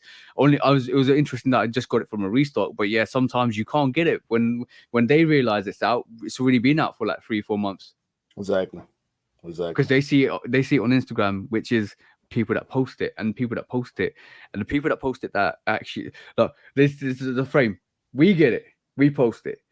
Then somebody else sees it. Then they try to get it. They post it. Then somebody else sees that because they've seen it from us. Then they post it. Chain reaction. And by the time, and then you know how far down the sneaker chain you are when you see it 3 months down the line. No, one of my partners sent me a picture of the Maison Chateau Rogue Jordan 1 mids last year. And I said, bro. Oh, sheesh. That came out in 2017, bro. No, it was 19. That was 2019. 19, okay. Sheesh, that's still bad. I said, bro, if you unless you got 1,200, you're not getting that shoe, bro. I said it would do you no good to go through me to try to get that sneaker because you're gonna spend way over retail if you really want to spend that much money for that shoe. He had no idea. He saw it somewhere and he immediately sent me the picture, like, bro, can you get me these? Maybe 2-3 years ago, I could have got them for you. You know what? That sneaker was quite easy to get because I actually managed to get two for other people, right? And this is before I was on Instagram and stuff like that. But that sneaker was probably, I would say, as easy, less easy than the Maison Chateau Rogue 2s that came out last year. Last year? But it reminds me of that sneaker because I think the Maison Chateau Rogue 2 will go up eventually over time. Yeah, but shout out to Mars too. They had a restock on the Maison Chateau 2s. No, Union 2s a couple days ago, and he was trying to get them for me, but they didn't have my size. So he told me that. He literally reached out to me and said, "Oh, I was looking for Union 2s for no Maison Chateau. Was it Union 2? It was Union 2s, yeah. Union 2 restock for Q. I was like, oh damn, that. Then I told him, I don't know. Then we just had a little bit of a conversation. But yes, main topic time, because like this is something we need to kind of spend some time on. Hopefully not too long, but spend some time on, because it's really more about mock-ups. It's about what we see, what we hear, what we kind of converse in a lot more. And then it's especially, this comes out more on dry season when we kind of don't have nothing to look forward to, and we have the itch to scratch, and we end up talking about stuff like this, which is mock-ups, and stuff like stuff like, oh, what could be coming out, what possibly could be coming out.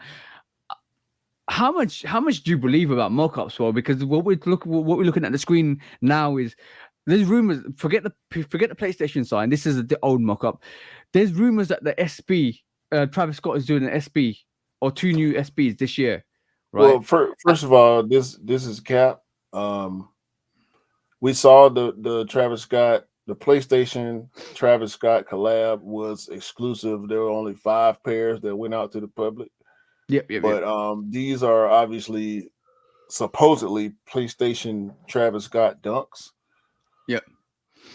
I'm not going for this.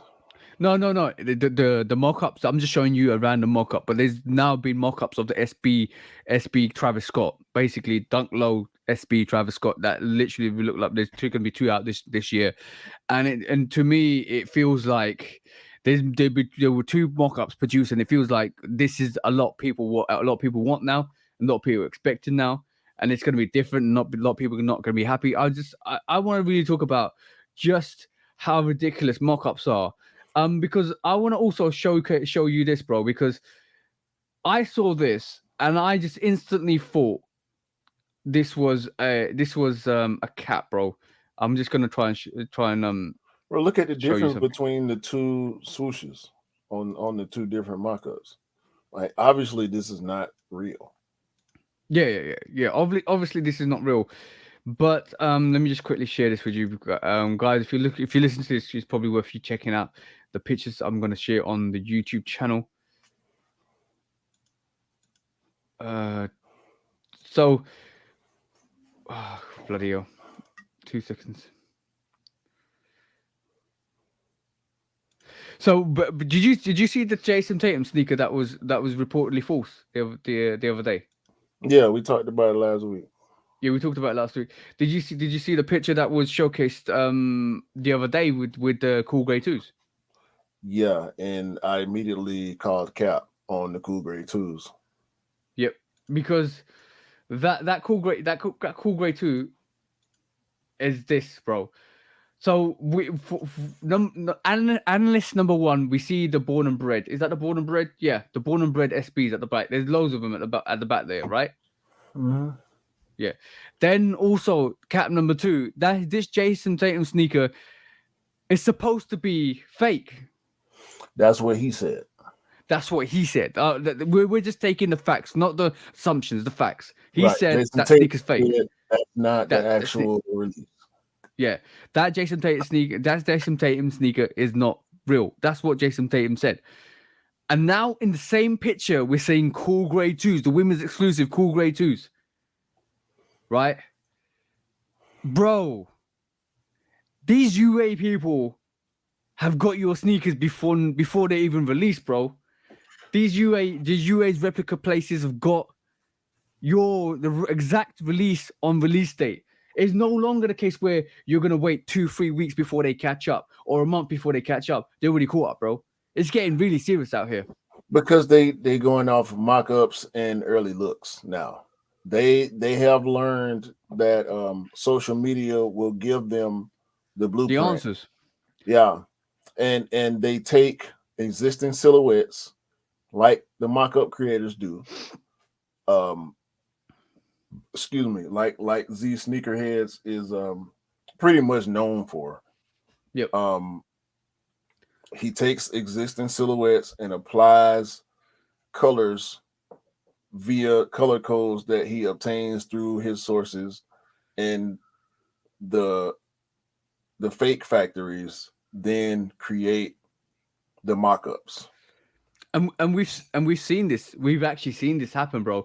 We've seen this with the House of Heat, the symbology being put on a Jordan 1. We've seen that they've got the templates for a Jordan 2 and a Jordan 1 and a Jordan 4 and Jordan 3 and all of that stuff. Mm-hmm. They know how it's supposed to fit, how it's supposed to come together.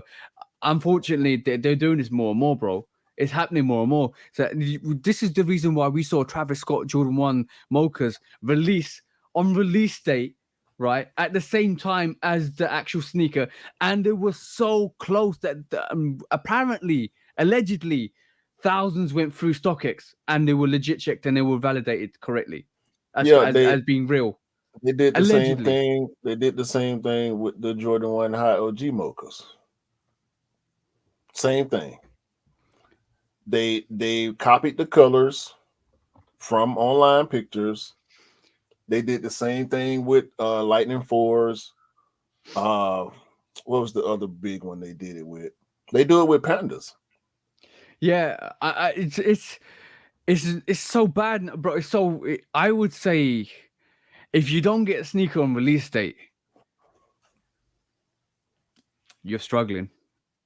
You have to validate that yourself.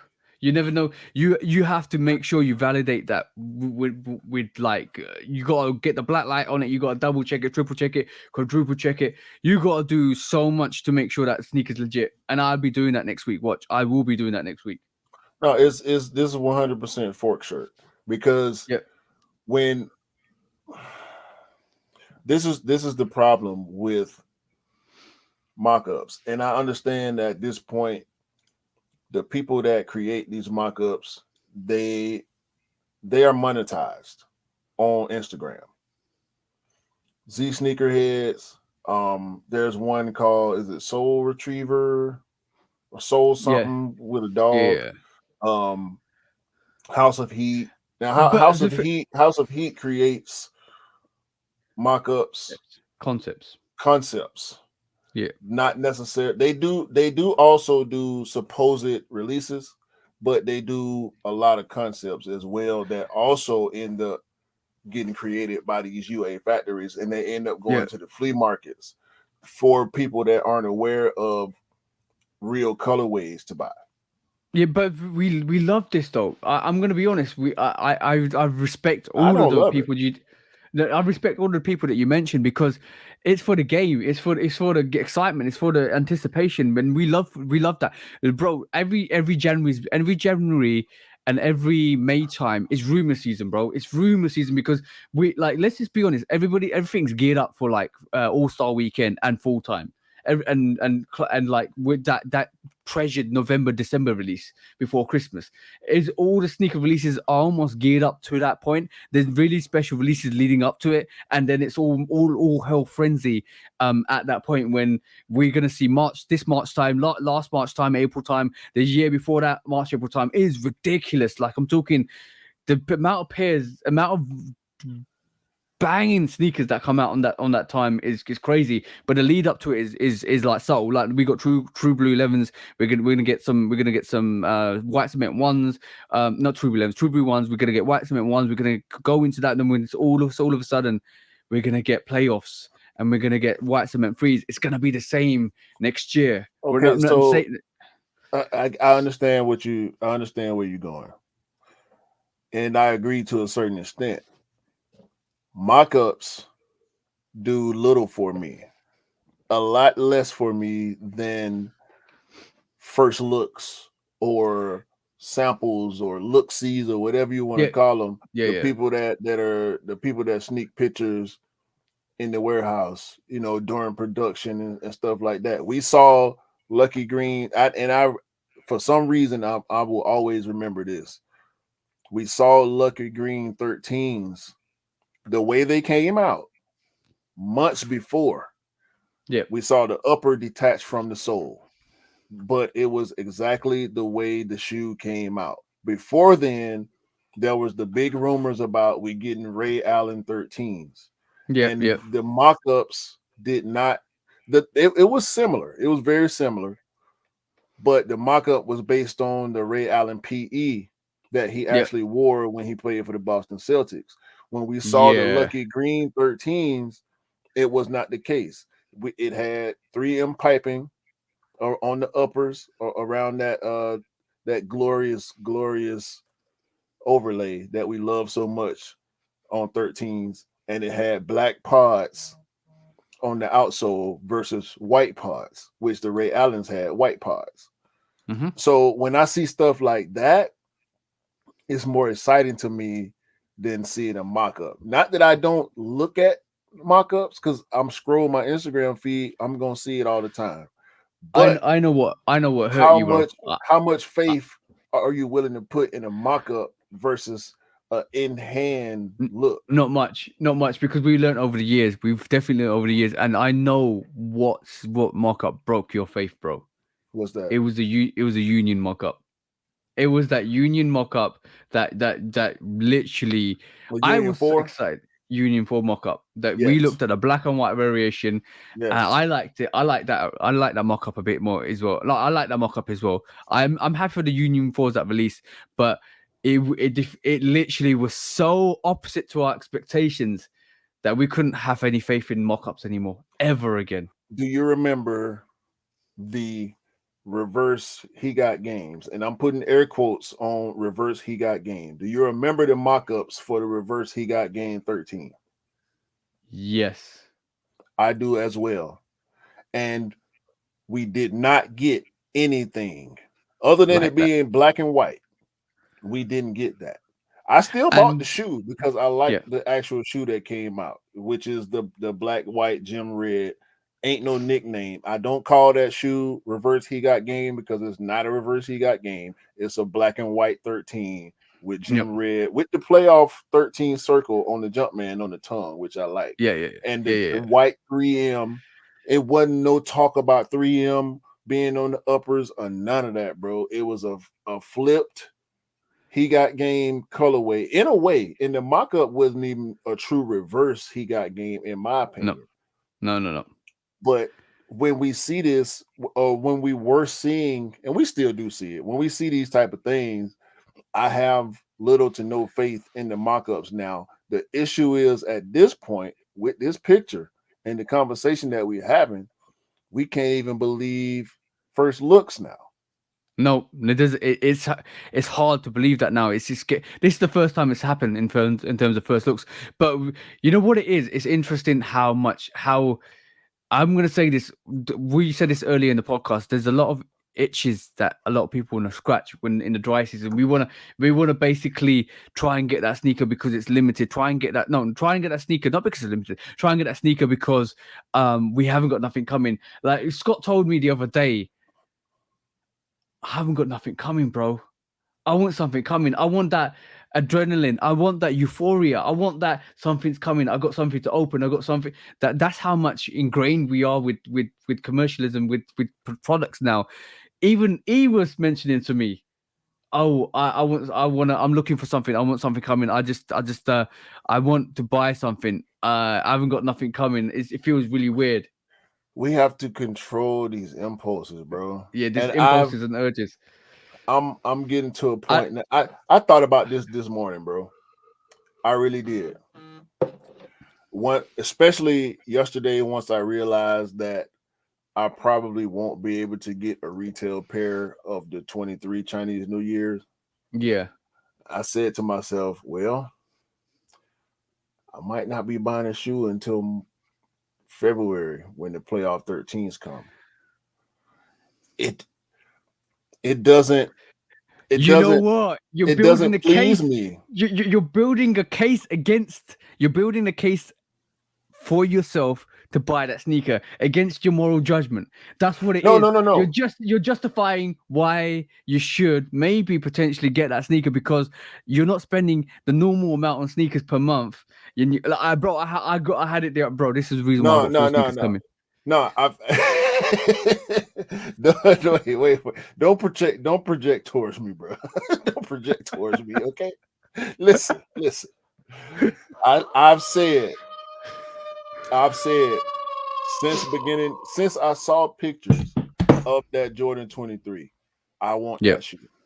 I've said it every week on the podcast. I said it on releases. I've said it in phone calls and text messages as well. Okay. I can validate that, by the way. So that's the one shoe, bro. I passed on the True Blue ones because I didn't love that shoe. Also because I want that 23 more. Yeah. I passed on those black and gray trainer ones, not because I don't like that shoe, but because I want the 23 more. That Jordan 23 Chinese New Year was going to be my one and only purchase for this month, outside of if I found the right price for the My Year 3s. I still want the Trophy Room 7s. I could pull the trigger on it right now. You know why I haven't? Because I want that 23.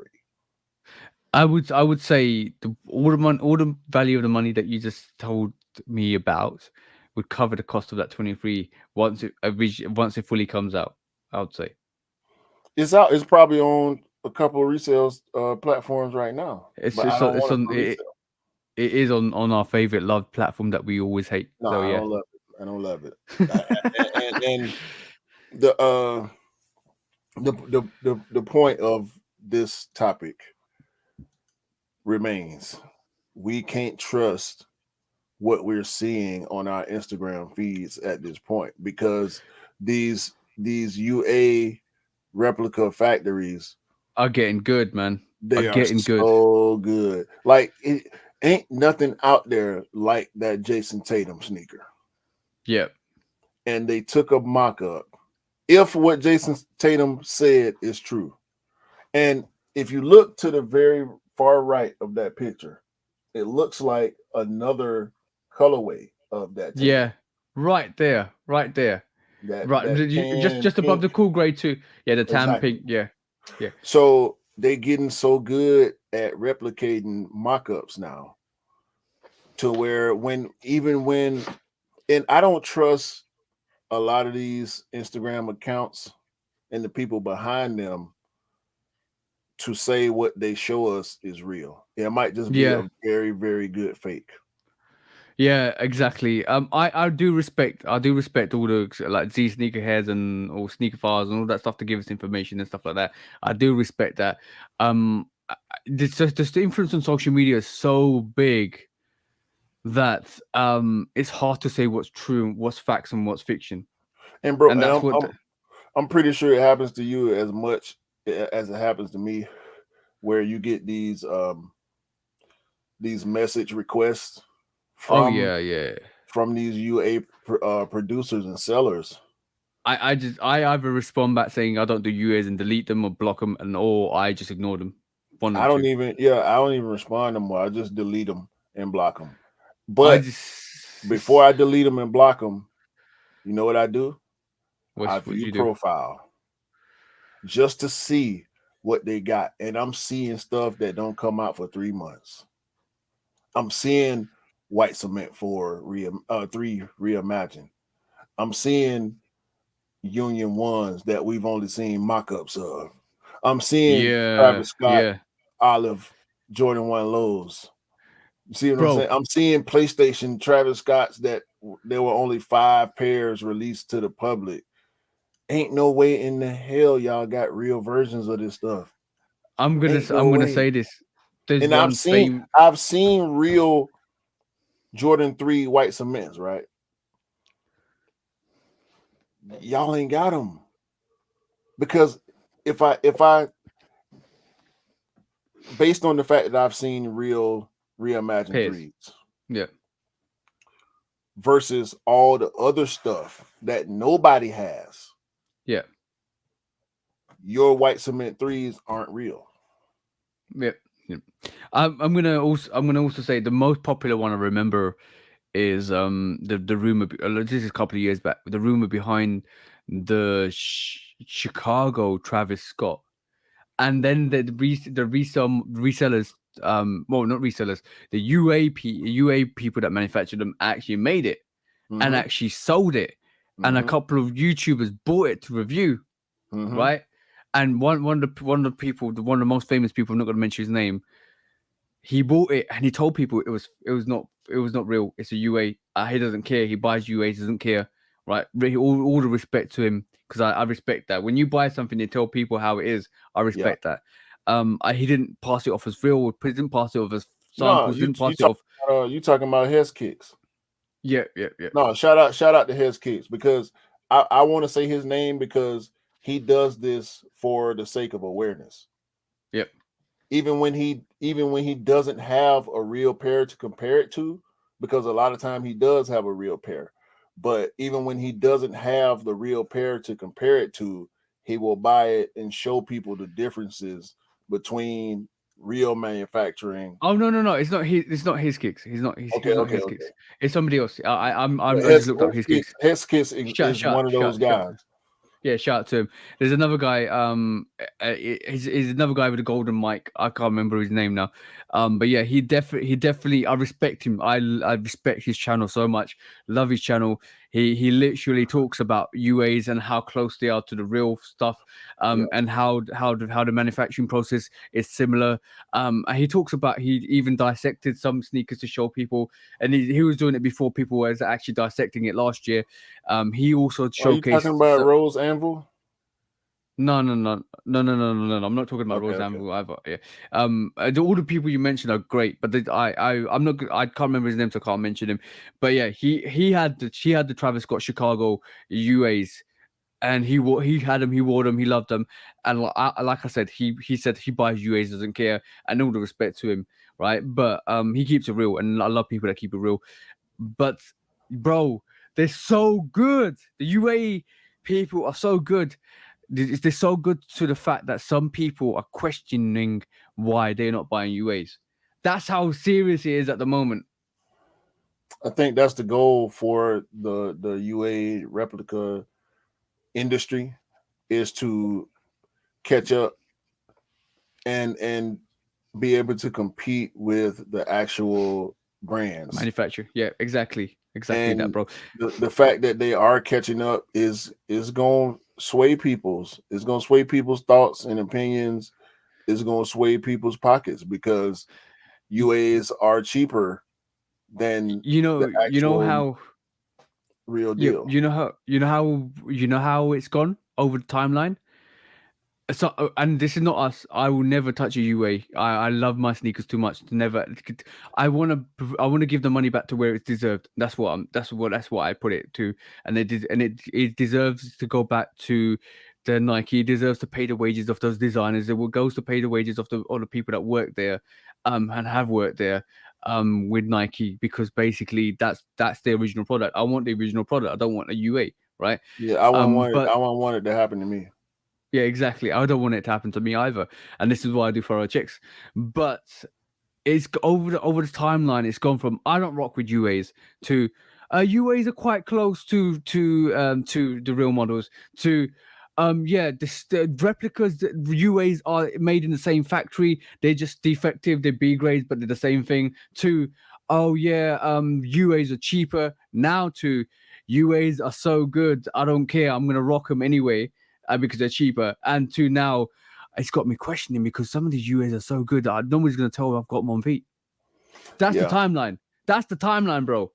And the justification of harder living is being more appealing to UAs as well for some people, and because some people want to really keep up. And I respect that. Keep it 100%. I respect that. If you're gonna buy UAs, keep it 100% real.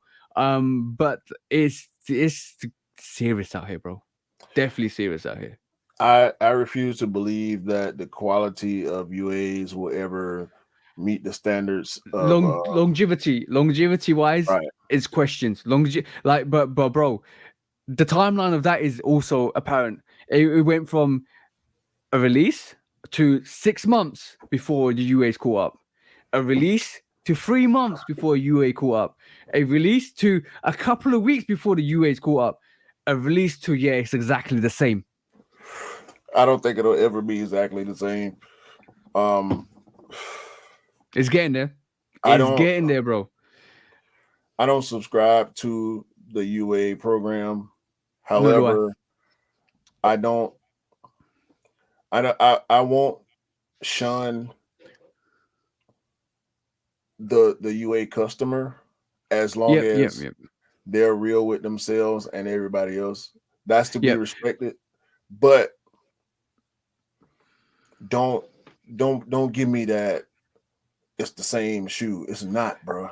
The color's the same, the materials ain't the same, the build is not the same. I'm talking about when I say materials, the glue's not the same, the paint's not the same. We talking about stitching, bro. I'm talking about thread. Threads are cheaper. The vulnerability of that shoe is not the same as mine, bro.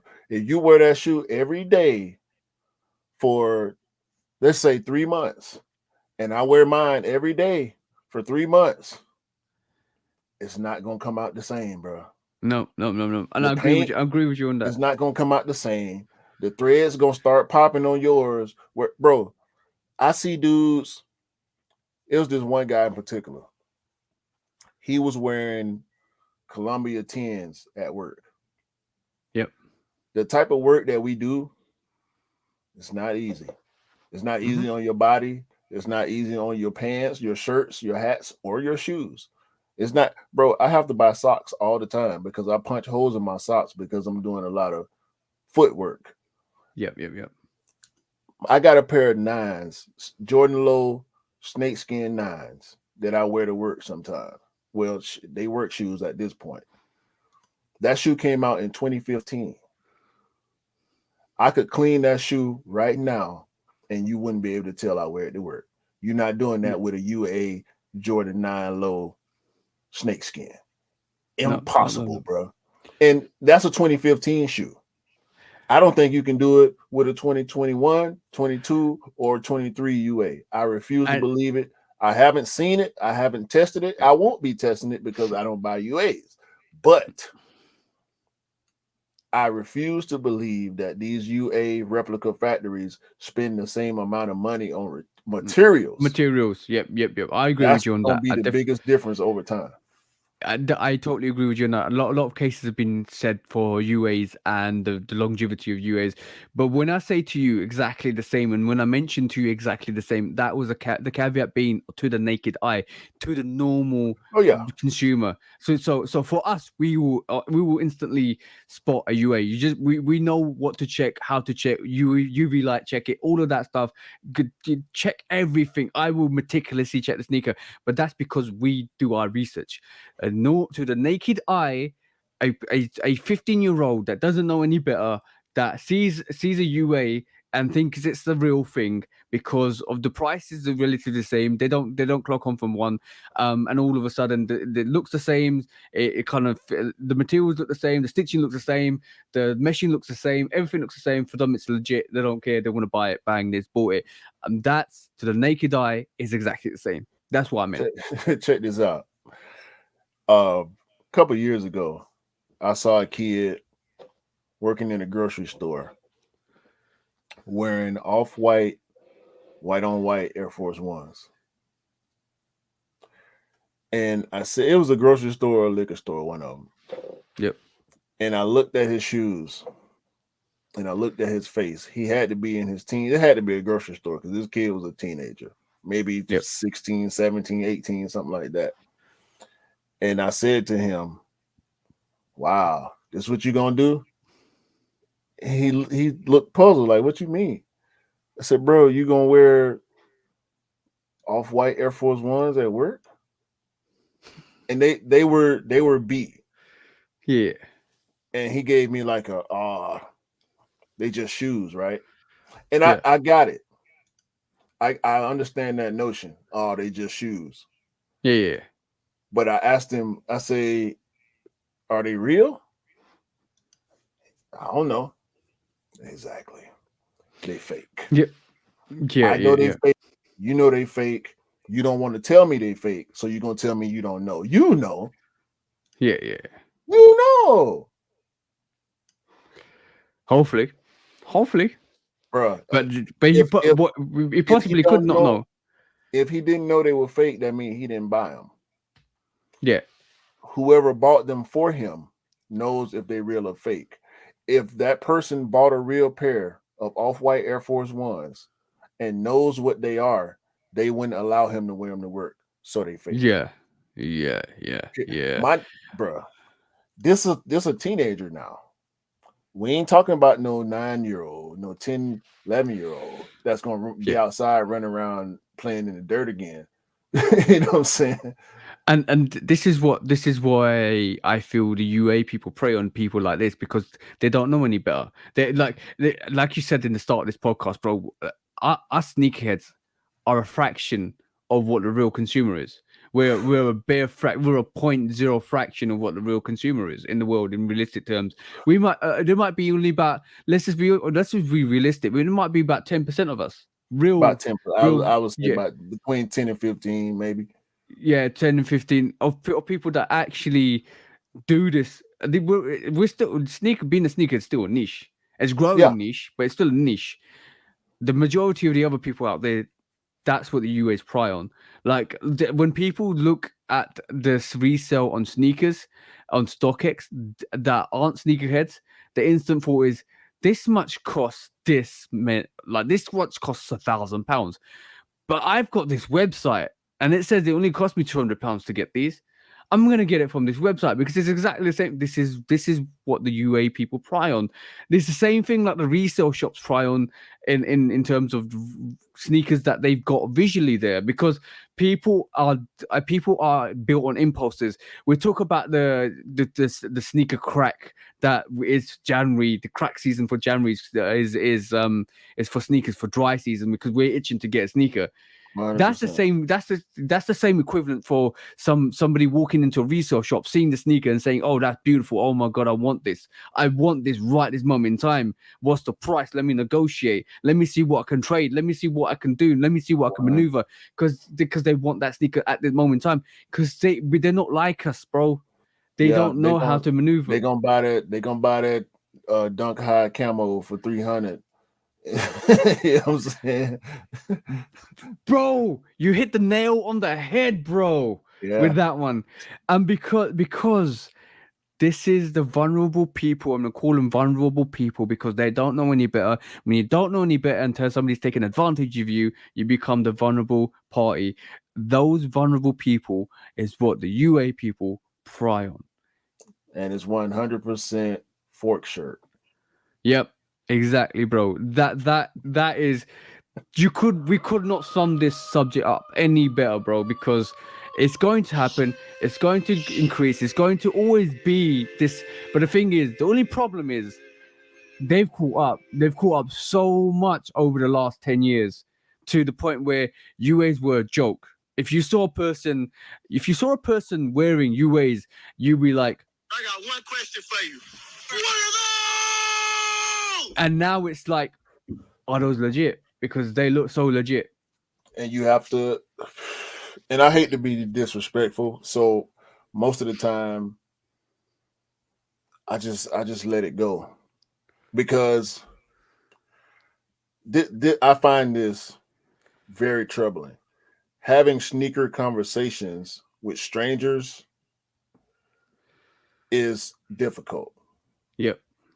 It shouldn't be this difficult. When you see someone wearing something, or someone sees you wearing something, and the conversation begins, you have to then look at what they have on to gauge what type of sneaker person is this. Is this and based on what questions they ask or what comments they make. If somebody says to you in passing, "Nice shoes, where you get those from?" you can say to yourself, okay, this is not a sneaker person like myself. Because if they have to ask me, if a person sees you wearing the SP Trainer 1s and they ask you where you got them from, oh, you wasn't around, you weren't paying attention, you're not up on the sneaker culture to know how hot the SP Trainer 1 was before and right after it released. Put a check in that thought. I've got experience over the weekend that I need to talk to you about, but carry on, bro. So when I had on Pollen 1s one day, and I think I told this story before, and there was a couple walking by, and the wife said to me, "Hey, nice sneakers." And her husband looked at my shoes and then looked at her like, "What are those?" Neither one of them knew I was wearing Pollen 1s. Maybe yellow was her favorite color, or she just liked the black and yellow contrast, or maybe it was the fact that it was my first time wearing them and they were so clean, or whatever the case was. I could tell by the reaction that they weren't sneaker people. She just wanted to compliment something that she liked. Yep. And you get that a lot less. In my experience, you get that a lot less than you do. Oh man, you got the such and such on. You got them for retail. That's when you know you're talking to a sneakerhead. Yeah. I the only closest experience I got with what situation you were talking about is when I wore the fives a second time or a third time, and I wore them in the mall, and a lot of people were looking at my feet like, what are you wearing? But like it was interesting because right at the end, somebody ran up to me and said, "Oh, I like those sneakers. I wanted to get them when they first came out, but they were hard to get." I said, "You're capping. You're capping." You're capping. You don't know sneakers. You're capping. I've had that experience. I never said it to him in his face. All I said was, "Oh yeah. They're still available, mate. They're still going for quite cheap." And he says, "Oh really?" I said, "Yeah, you just got to look for them." And then we just kind of like had a little discussion, and I walked off. But he was capping. I knew what the 5 sat, bro, and it went on sale.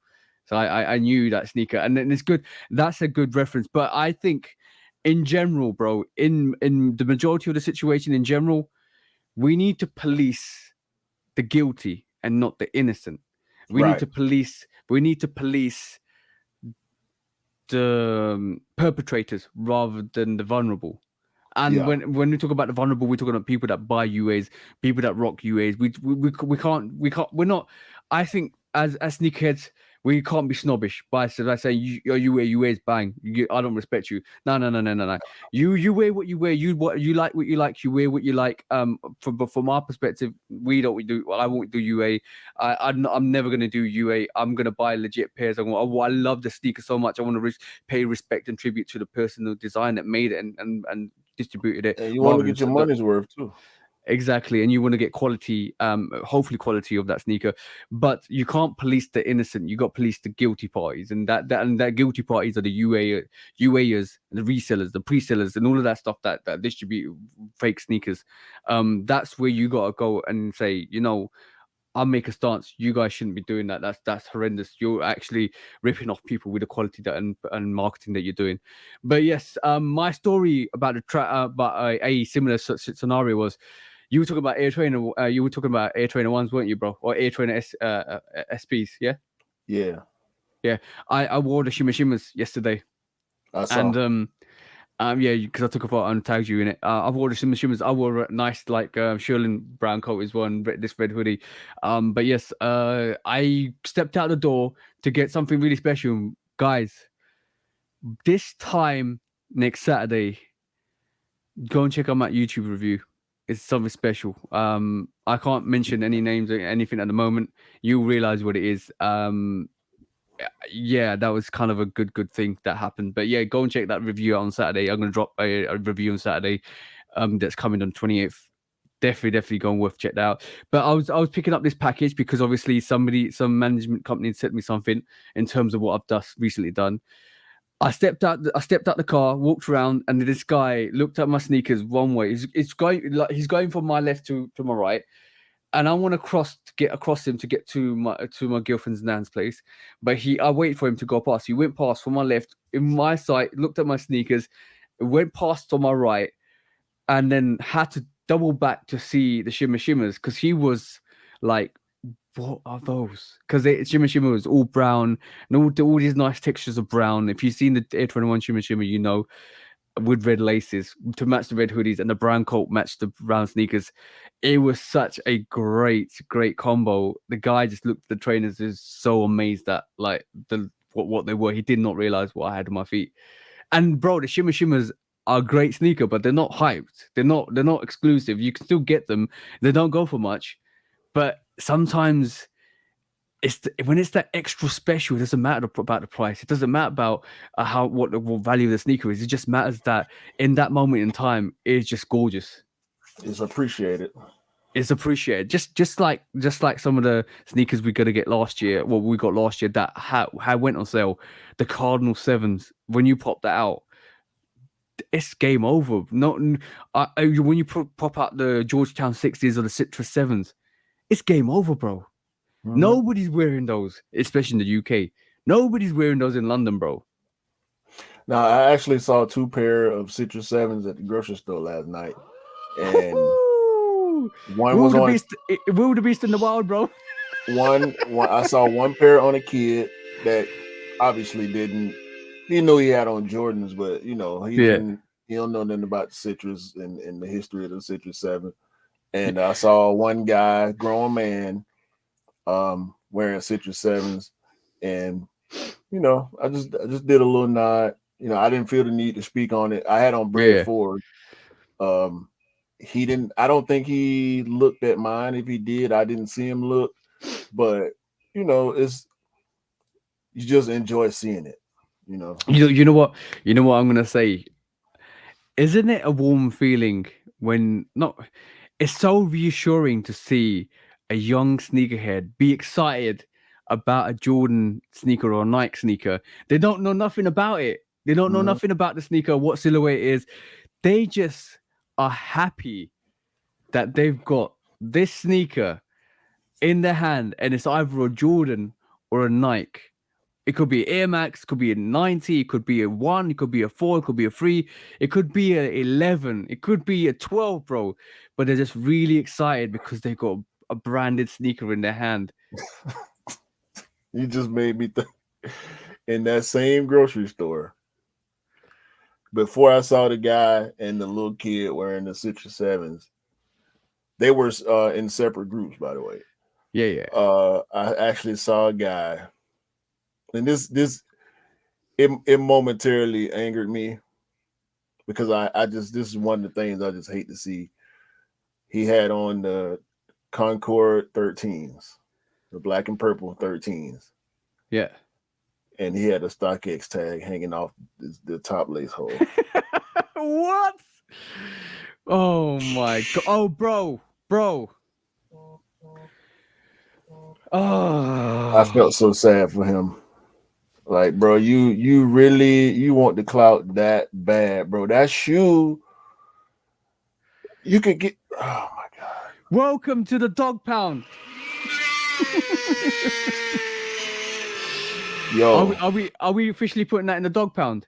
We're in StockX tags and Nike tags eBay on your sneakers. Tags. I mean, bro. If you want to wear your hang tags, that's cool. We know the 4s and 3s come with hang tags. Sometimes we know that you know, like I wore the hang tag on the Dornbecker 5s.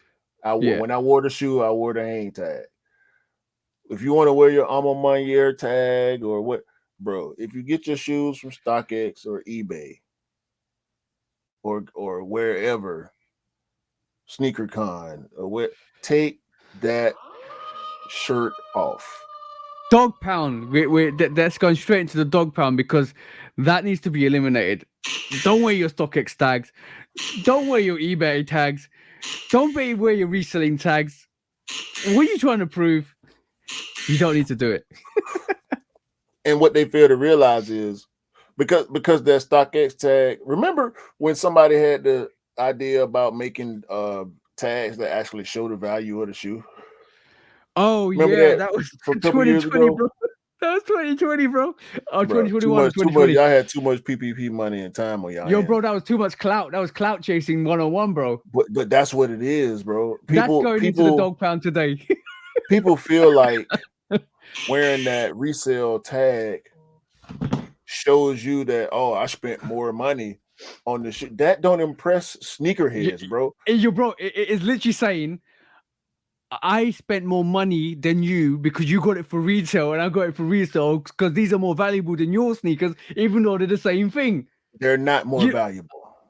Bro, that's legitimately what it's saying. But what it's actually saying about you is you're so dumb that you didn't realize that they actually go for cheaper, that you actually paid that resale. Because if you realized that they actually came out this date, you would have actually been able to try and get them for that. But if you didn't, and that's unfortunate, then you would have to pay the resale.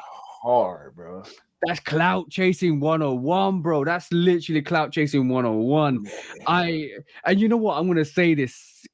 Wearing your eBay tag and wearing your StockX tag kind of makes me feel like your sneakers are fake. Especially a StockX tag. Yo, I'm looking like I'm finna buy some burgers, bro. And the meat cooler was kind of bare, and the guy was actually restocking the cooler as I got there. And this guy and his wife or girlfriend walked by, and I wasn't studying his shoes. I saw the little piece of green dangling in the corner of my eye. Yo, bro, I'm gonna say this. You know why I said what I just said? Having an eBay or StockX tags almost makes me feel like that your sneakers are fake. Yeah. Because you have to prove to me that you got them from there because you stuck there's tags on there because you don't feel they're real. Listen. This did I just hit the nail on the head right there? Bruh. Lord help because people. Because it's almost like you trying to prove to me that they're legit, but you don't need to prove to me. You just need to wear them. You don't need to wear an eBay tag or a StockX tag. I bought sneakers from eBay. I don't wear my tags. I've legit checked them. I know they're real, right? And they've been authenticated. They're going through the authentication process. I've triple checked them. I don't need to wear that tag to prove to anyone that they're real. But you wearing that almost feels like you put that tag on to prove to people, to prove a point to people that they're real when you know they might be fake. That's what it makes me feel like. That or You trying to show people that you paid more for your shoes than they paid for theirs, which in the sneaker community is a negative thing, bro. If you proving to me that you paid, you might as well walk around with the receipt sticking out the back of the shoe, showing me that you paid retail for them. I feel better about that than looking at your dangling StockX, and it's goofy, bro. It's tacky. All I'm gonna say, that kind of attitude, that kind of behavior belongs in the dog pound, bro. Because that is a cancellation. That needs to be. You know how you lock away the problem and never come back to it in a deep down black hole, and then it just dies there. That's that mentality. That's where that mentality needs to go. Where your near tags, where your 4 tags, where your 3 tags, wear all the tags you want. Just don't wear your eBay and StockX tags, because that definitely, that behavior needs to be cancelled. And that's why this is when example situations like this is when I will gladly accept the snob tag. I'll be a snob for that. Yeah, because that doesn't belong anywhere near any sneakerhead behavior, bro.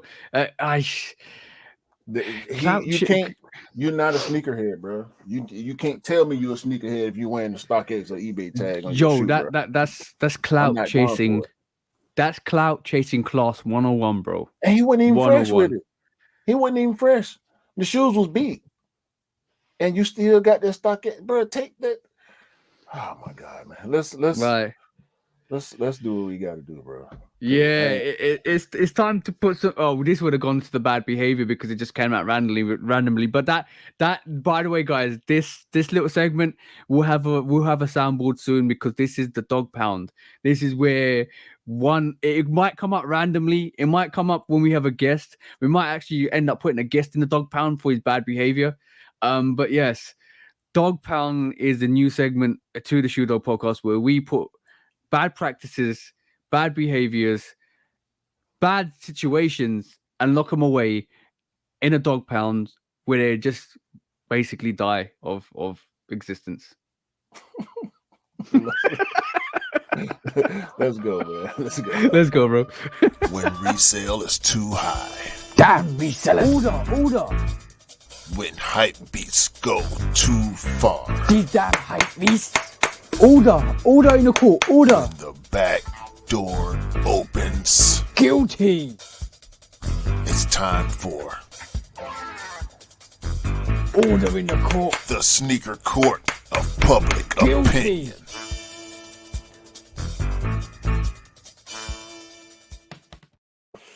Yeah.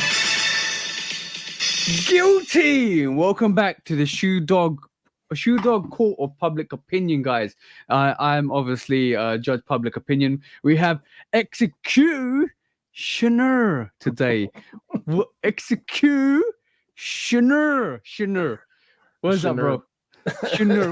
What's your weapon of choice? Because I know you brought the docket today. Because I was gonna put Schmitty Kits in the docket. We mentioned him earlier. You didn't seem like it was valid, but I agree with you. What's the docket? What's the weapon of choice today? And what's the docket? What's on the docket today? Well, I thought you had another case, but of course, we do have at least one case per show. I'm just interested in what you brought to battle people with today.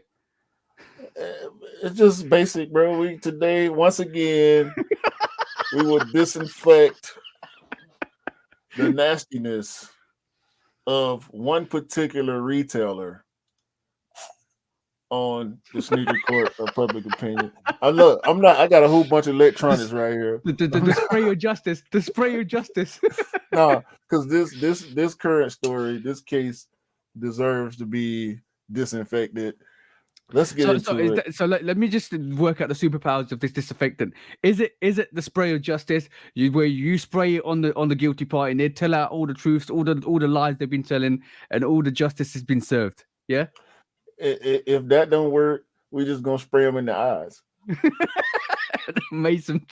Spray them in the eyes, bro.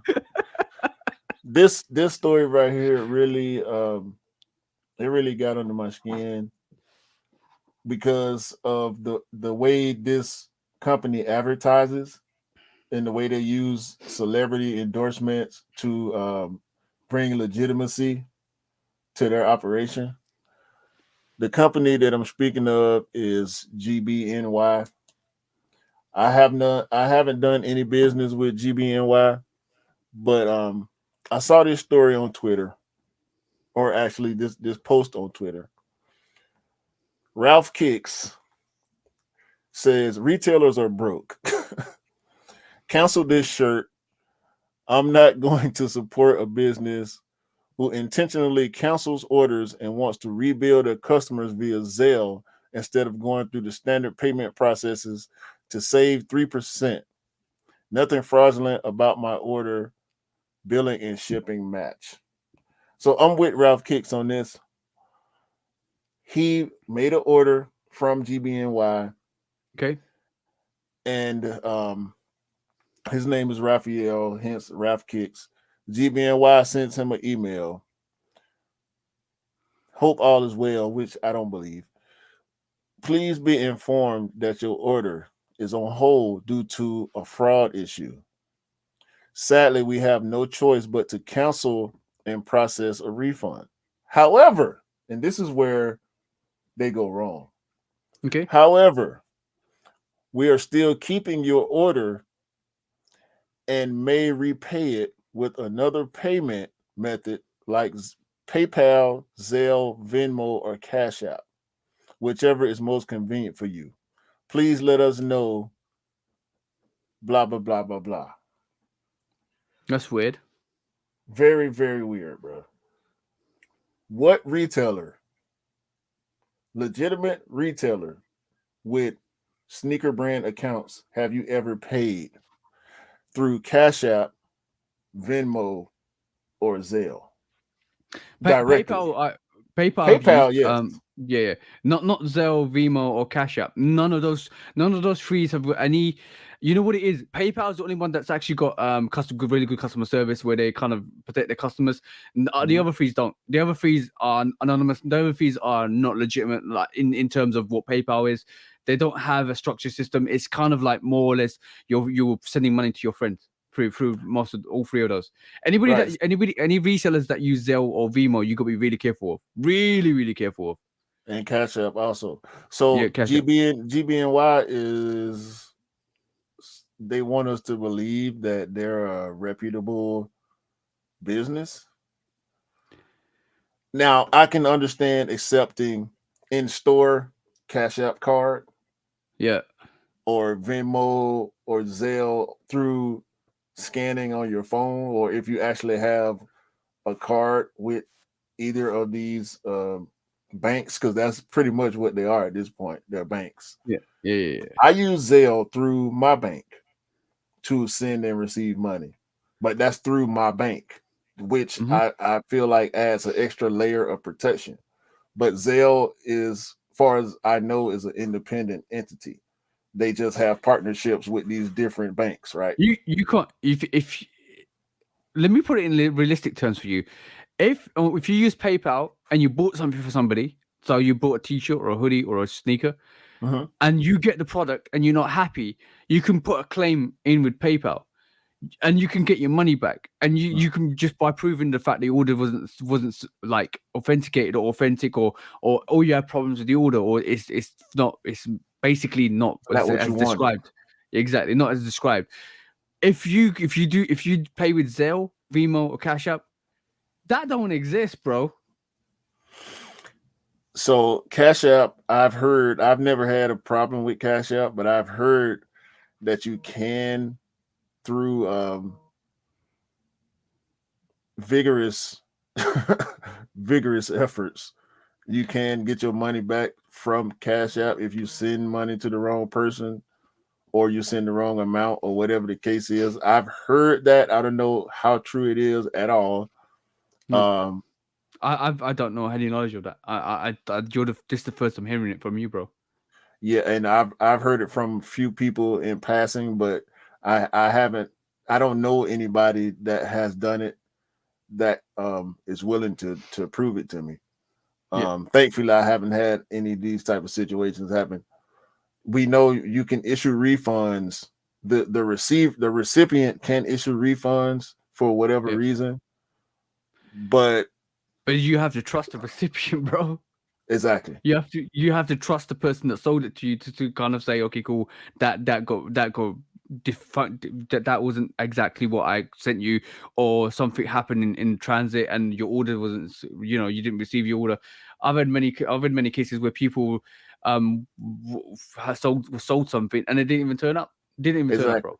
So a couple weeks ago when I made the Chicago 2 order from Sides for Hefe and the order got canceled, he paid me through Cash App. I then paid him back through Zelle. Yeah, okay. No, I paid him back through Zelle because Zelle to me is a more secure method of payment, and we both use banks that use the Zelle service.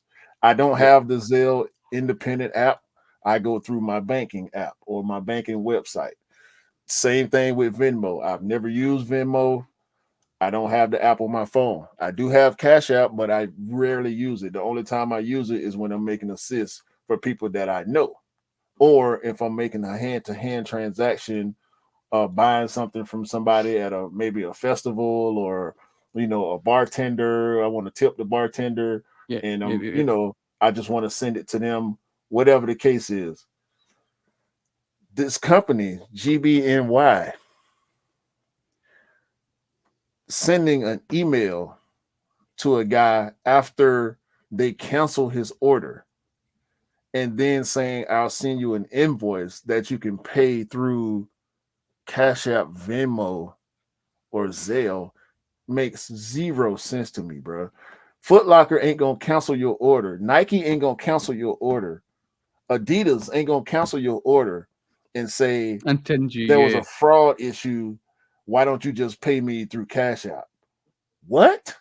Are you okay? Cool. What I will need to kind of, before we conclude this case, is this a spam email or is this actually a legitimate email from GBNY?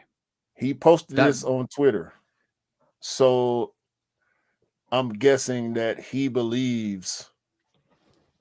And look, he says he paid through Apple Pay on his Apple card. It's nearly impossible to use a stolen Apple card via Apple Pay. This is what he said. So he believes this is legitimate. Okay, cool. If it's legitimate, have they responded back to him? Do we know if they responded back to him? I haven't seen anything else following this post about this story. Okay, we need to monitor that, because if this is the case, then there's something really shady. If, like, number one, we need to eliminate the first factors. Number one, is this email legit or spam? Number two, what's the response? Number three, why? Why? That's all I want to know is why. Why would this? And y'all say y'all cancel his order because there was something fraudulent going on. So y'all gonna cancel the order, issue a refund, but then place the order on hold. Wait a minute, I thought you canceled it. Yeah, I thought you didn't have any stock. No, they didn't say anything about stock. They said it was something fraudulent on his end. About his so basically they're saying, all right, so I got kind of got that wrong. So they're basically saying your payment wasn't successful. We had to cancel your order. Your processing payment, what you used, is not legit. So now pay us for Zelle, Cash App, and Venmo. Come on, If this email is real, you're moving shady. You're moving shady. You're not even moving Slim Shady. You're moving very bad shady. Now this is the GBNY website. I just wanted to pull this up for reference to show that they actually look legitimate. I mean, some of these images are stock images, but they have an app that you can download. I've never bought anything from GBNY. Have you used Trustpilot to see what the experiences are? I have not, but every time GBNY is doing a release, I see Jim Jones on Instagram on the GBNY account hyping up the release. I don't know if Jim Jones is an investor, part owner, or whatever. Maybe he's Could just be. maybe he get he gets stuff from them, so he maybe get seeded pairs, seeded stuff so that he can promote them. Maybe right. And he's got ain't some. It looks like he's got some involvement. This ain't no shot at Jim Jones unless he has something to do with the business of this company. That's the only way I will be willing to implicate him. I actually kind of like Jim Jones enough. Yeah. I don't dislike Jim Jones. Let me put it like that. I like him. Bro, I love everybody from the that group. The Cameron, everybody. From Dipset. Dipset, yeah, bro. Every time I see something from GBNY about a new release, it's Jim Jones. I get GB when I watch YouTube, I get GBNY ads, and there's always a different celebrity or a different rapper. So this is a horrible, horrible look for GBNY, and this is gonna keep me from shopping with them. Period. Shout out to Ralph Kicks, man, for putting this out there. Yeah, well, the GBNY trust rating is 100 out of 100, bro. Well, so they seem legit, and like from what I'm checking, so I'm just surprised, and I'm gonna just do a background check. So basically, GBNY are stating in their kind of bio that they are in cahoots with Bow Wow, Jim Jones, Jadakiss, and a number of other athletes, other people. We're talking about maybe it looks like Kim Kardashian's mentioned there. So maybe they have collaborations with artists and they seed pairs to artists, and maybe they do a lot of things with artists. But them reaching out and saying, if first of all, we have to kind of reiterate this massively. Is this email real or fake? Is this a spam email that somebody's picked up and emailed you? Well, I want them to click that Jenny from gbny.com link and prove that it came from gbny.com. If you can do that, then then there's a situation here. If it comes up with something like Jim on 1876543 ADH at hotmail.com, yeah, then that's fake, that's spam, that's not real. I want to see that at gbny.com, Jenny at gbny.com, in that kind of link when you click the name, to prove to me that email's real. Well, if you can prove that, then we got a situation. Well, the case has been presented. The facts are unknown. I think we are kind of at a stalemate right now. Yep. This may be one of the first true stalemates that we've come to on the Sneaker Court of Public Opinion. I need to, you know what? Let's adjourn court for today, because I need to work out for number one, if we need more evidence. We literally need more evidence. We'll reconvene this, but off the back of that, if this is a real email, if this is what's been said, if this is what's been kind of distributed to the person that's bought this product, I'm gonna say then yeah, you are definitely guilty. But we are going to stalemate it, come back with more evidence. Let's see how this story transpires next week. If there's more evidence, if there's more information distributed, if GBNY come back to him, I want to see what is said before we can say in the court of public opinion at this moment in time is looking real shady. It's looking real grey. It's between black and white at the moment, because there's not a positive or a guilty charge or a not guilty charge. It's in that area where more evidence needs required. So let's find out next week what happens with that. Definitely. Facts. Is that it? That's the only thing we had on the docket. That's the only thing we had. And by the way, before we call court case, I always say this quickly. Schmitty Kicks, you're guilty for being an absolute. Yeah. When resale is too high. Damn resellers. Order. When hype beats go too far. These damn hype beasts. Order in the court. Order. When the back door opens. Guilty. It's time for Order in the court. the sneaker court of public Guilty. opinion.